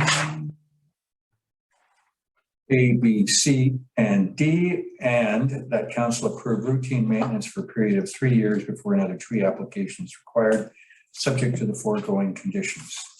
I'll put forward that motion. Councillor Kenlock, can I get you the second? Second. Thank you. On a point of order, you referred to this as ours, mine, and Councillor Barmere. Councillor Barmere isn't named in this proposal. Do you intend to recuse yourself? Me? Yeah. No. Well, Voting on your own proposal? General neighbor, I mean, No, I was consulted. It wasn't proposed at all. I was consulted. I'm an affected owner. Okay. Yeah, I'm not applying for this at all. Because it's something here that refers to as being applied for by a group of neighbours in your name, isn't it? yeah.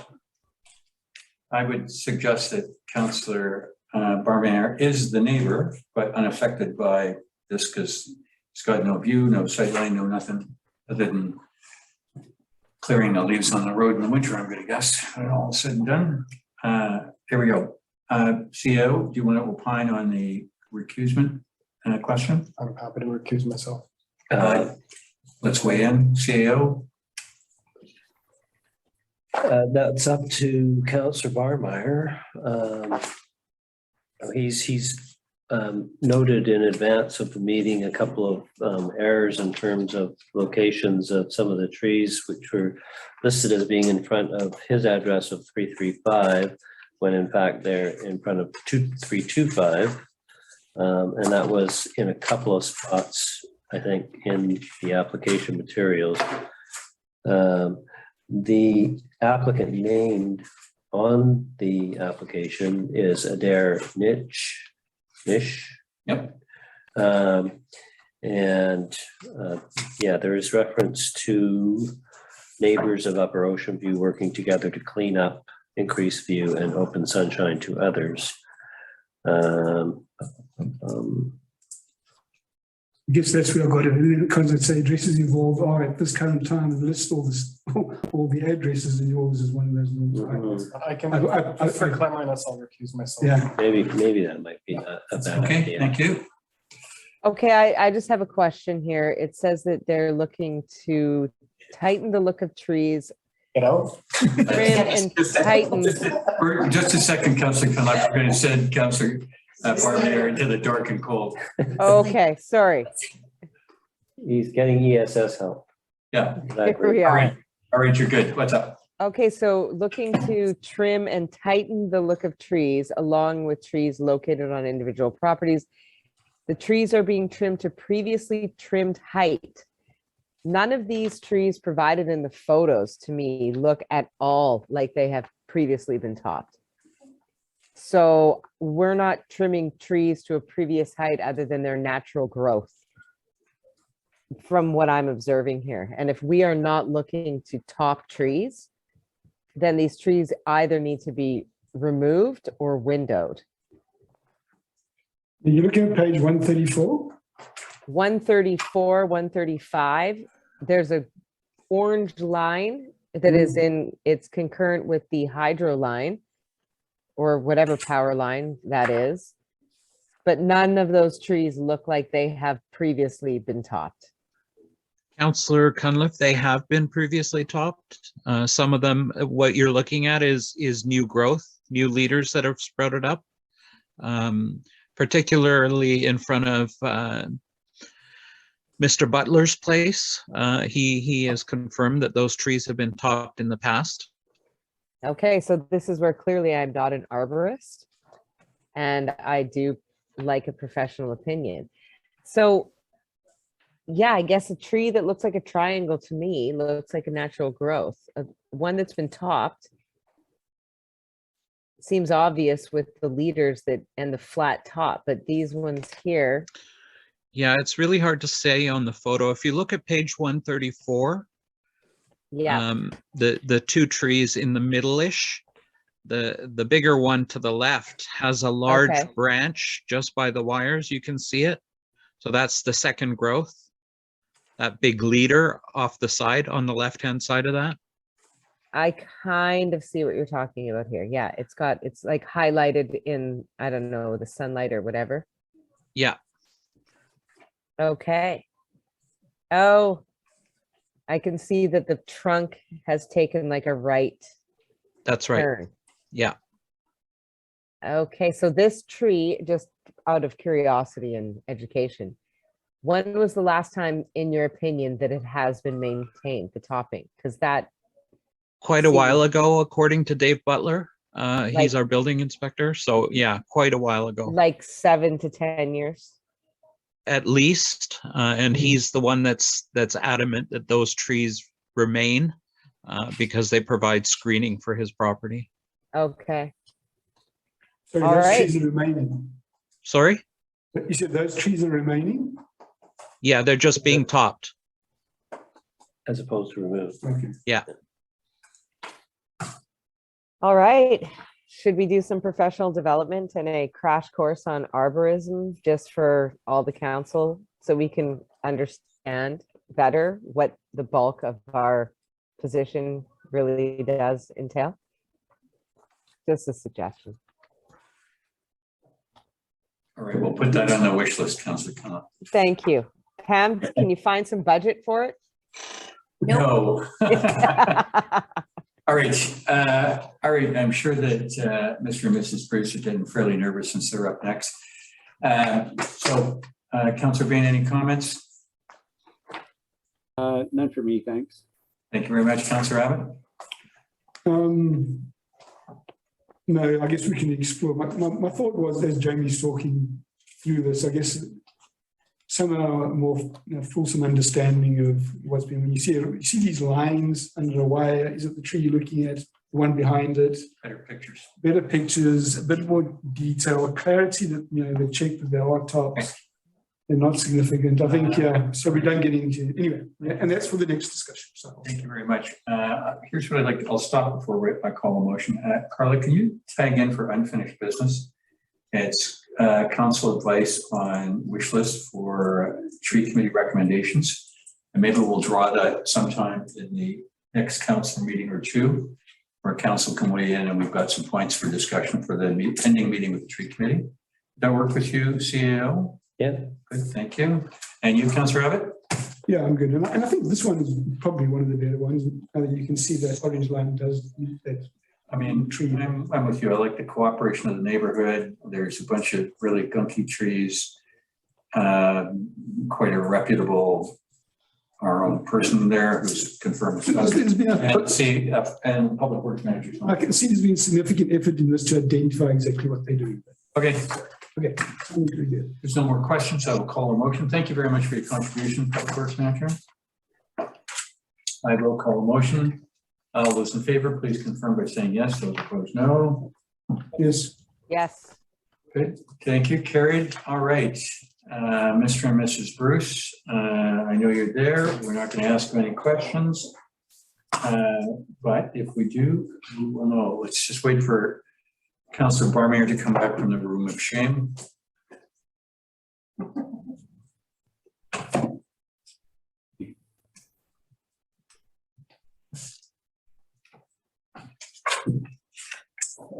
Okay, next item is tree application 122 at 310 Ocean View Road. That the Trees, Views and Landscapes Committee recommends to council approves tree cutting permit application number 122-310 Ocean View Road, subject to the following. Again, I'm not going to read it, but I'll highlight the points. Point number 1, point number 2, point number 3, A, B, C, and I am going to add D, which is what has been previously added to the other ones, and that council approve routine maintenance for a period of 3 years before another tree application is required, subject to the foregoing conditions. Sorry, why are you adding that on this one when it wasn't part of the tree committee's recommendation? The same verbatim that we've been copying on the last. Yeah, I know. It's just, I thought there was a reason perhaps why it was not put on this one. Or was there no reason? Maybe I did put it. I have to look at my notes again. Or maybe I missed that one. Seconds. Oh, I know why. Because I didn't do that tree application. And my colleague, the chair, wasn't as foresightful as I was. How's that for an answer? So I think giving this resident the benefit of our learned wisdom from the prior ones, that's why I've done it. So you're suggesting you amend the tree committee's recommendation? I beg your pardon? Are you suggesting you're going to amend the tree committee's recommendation and add that? Yes. It's a 3-year maintenance deal. We don't think there might have been a reason why they didn't. I don't know. I think there's some parts of this that there's a hope that or an expectation that BC Hydro would be trimming some of them, but that if they don't, we request approval to take over the periodic trimming of these trees so as to maintain their current height. So I guess that request is there. Obviously, if their preference would be if BC Hydro does the job for them, and then if they don't, then I guess the request is to continue the maintenance program themselves. Yeah, so BC Hydro does a 3 to 5 year cycle, and I think it's pushing 5. So those residents who were expecting or have in the past had BC Hydro do some of the tree work, BC Hydro is expanding their time frame. Councillors, if we're going to split hairs on this one, I'm sure that Mr. and Mrs. Bruce could probably live without the extension period, and it can go to electronically to the tree committee. They can respond, and this can appear at the next council meeting, and we can tack it in there if that's the level of governance we'd like to go to. Sure. Well, they could do it again next year and spend $25. I don't know. I'm kind of good with just getting it taken care of now. Once you pull a weed, you want to just keep on taking care of that problem. So.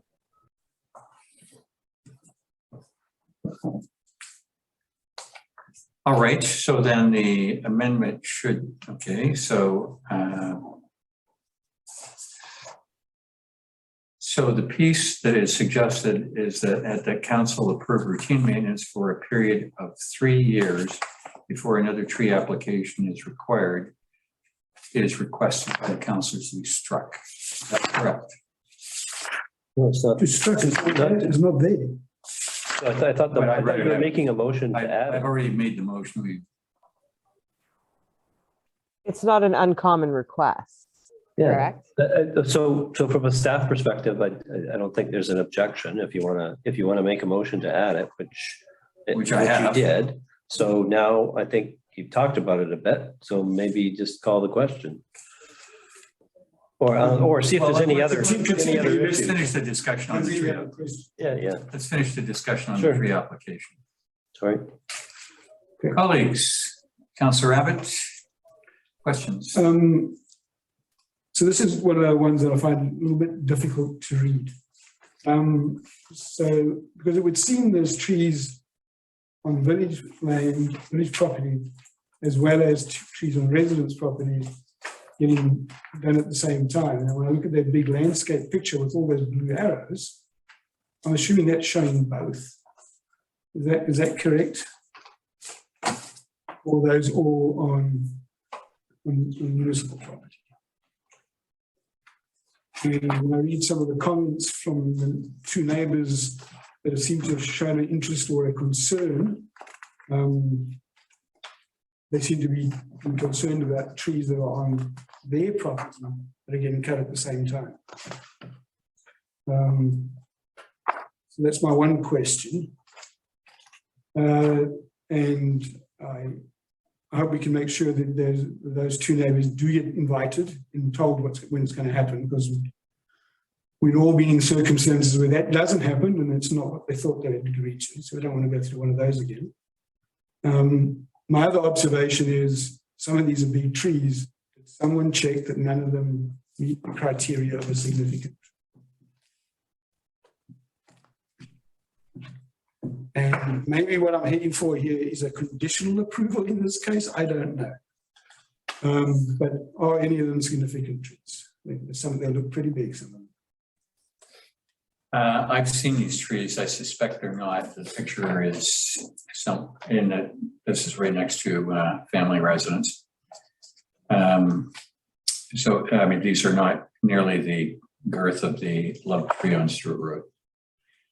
And I don't need a tape measure for that, but I like where you're going, Councillor Abbott. I think this would be a approval.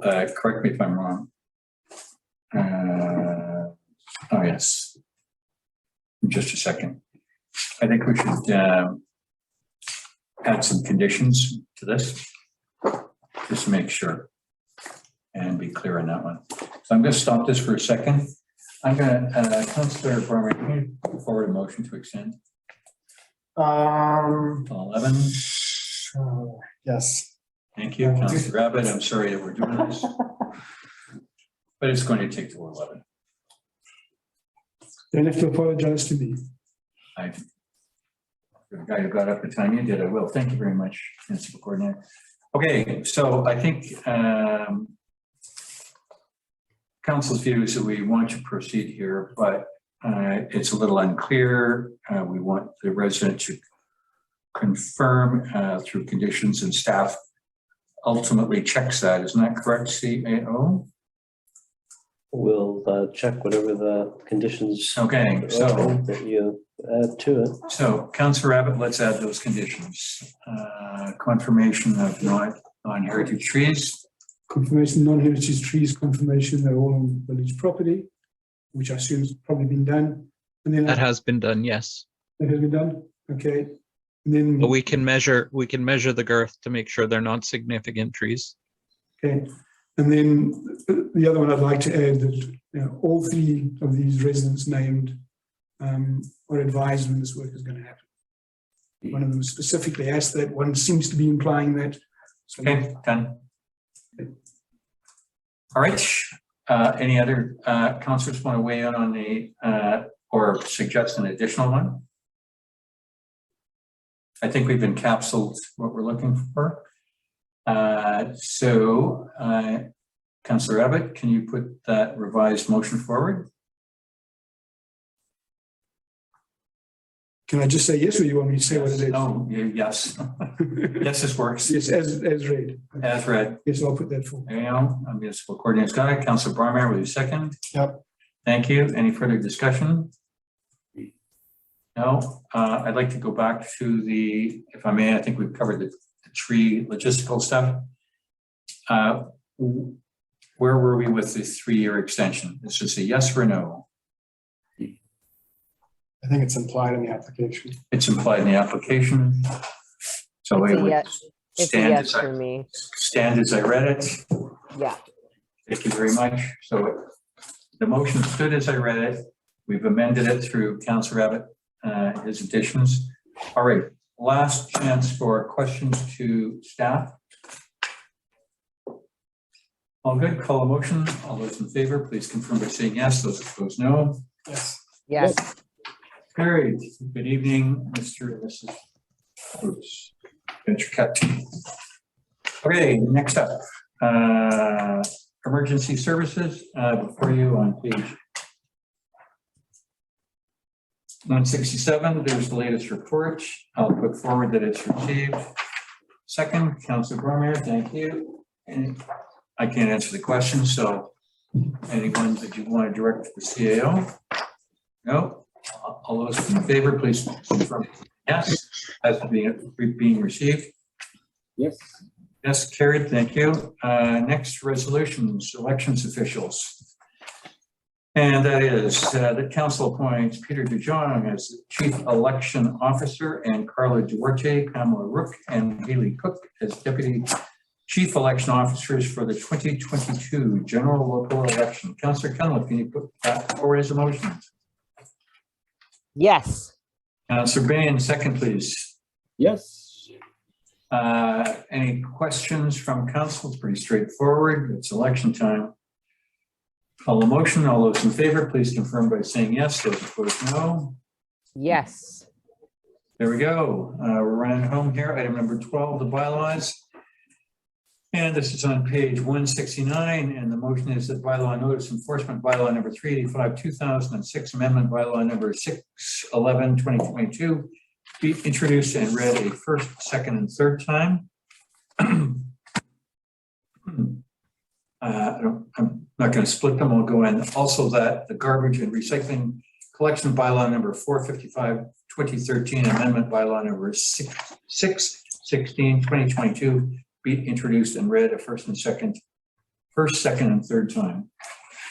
Councillor Bain, can you put forward that motion? I do. Good. Councillor Cunliffe, can you second? Second. Thank you. Municipal Coordinator, quick story on this one? No story. No story on this one. Pretty straightforward. I will do the story. See how I'm doing. Thank you, Carla. See the story is marked in red, nice and highlighted. It's pretty straightforward. It's some wordsmithing and it's some number revision. There we go. Any questions for staff on this one? No, I think these are some of the suggestions that I brought up before that have been mentioned by the Smart Committee as well. So, and it complies with some of the stuff that's been written by others about the Baseball Committee. I did send it to them. I didn't get any responses, so I don't think there's any objections from their point of view. Seems to be everyone seems to be comfortable with it, so I'd say it's good to go. Okay, if you want to double, triple final warning, bring it back for revision whenever you need to. Good. Call a motion. All those in favor, please confirm by saying yes. Those opposed, no. Yes. Good. Carried. Next one, bylaw enforcement officer amendment bylaw. And the motion is, and this is the final motion, that bylaw enforcement officer bylaw number 506, 2016 amendment bylaw number 615, 2022 be adopted. Councillor Bromere, can you put that forward? Yes. Thank you. Councillor Cunliffe, can you second? Second. Thank you. Municipal Coordinator, anything to say in the double, triple final? This is it. Pretty straightforward, I'd say. Go with it. Sure, perfect. Any questions for staff? There being none, last call, going. Call a motion. All those in favor, please confirm by saying yes. No. Yes. Carried. Thank you. The last one, Councillor Bain, bring us home. No residential correspondence that hasn't been done, and this would be the time to accept this as all being received from the outside. That's a great idea. Thank you. All those in favor, confirm by saying yes, or you want to pull something out, please do it now.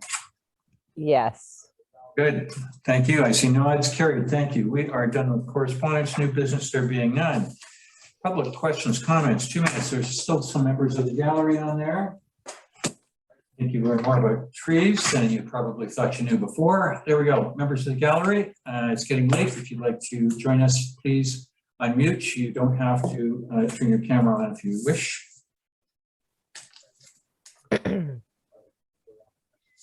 Mr. Leeson, you've unmuted. Do you want to speak? Yeah, I just wanted to say I appreciate your listening ear, all of you, and just listening to you tonight. I just think that you're handling it very eloquently, and I know the challenges you're faced, so I just appreciate that. So I wanted to say thank you. It's very generous of you to say that, and it's very generous of you to last the duration of the marathon tonight. Thank you very much. Thank you very much, sir. And you'll know when we know in this one. Okay, that being said, I'll ask the question. Mr. Bruce, you're on. Are you fine with your approval?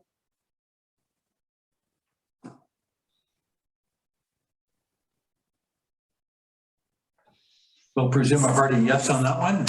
So thank you. And we will say goodnight to the gallery because council will be pausing this meeting and going into closed right now.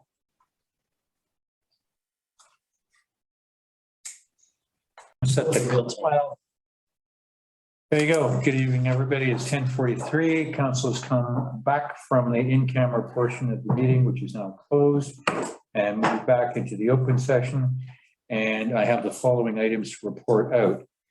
That council decided on the Citizen of Distinction and Citizen of the Year award winners. And Council Cunliffe will coordinate the presentation of these citizen awards during Volunteer Week, which is April 24th to April 30th, 2022. The second item addressed was the CO provided us with a verbal update on a variety of topics in this recent discussion with School District 45. Next item was that the regional context statement amendment that council and staff have been working on and the strategy as to how to present it to Metro was discussed. The final item to report out is, and I referenced the Curly Stewart Memorial Trust Fund Committee. And the notice is that council appoints Joan Cowart, Jennifer Hetherington, Hugo Van Hoekstraden, and Councillor Neville Abbott, and Nicole Ballack for the committee for a term ending December 31st, 2022. That was all of the items that were reported out. Can I have a motion to close the meeting? Thank you. All those in favor, please confirm by saying yes. Those no. Passed. Good evening, everybody, and we'll see you in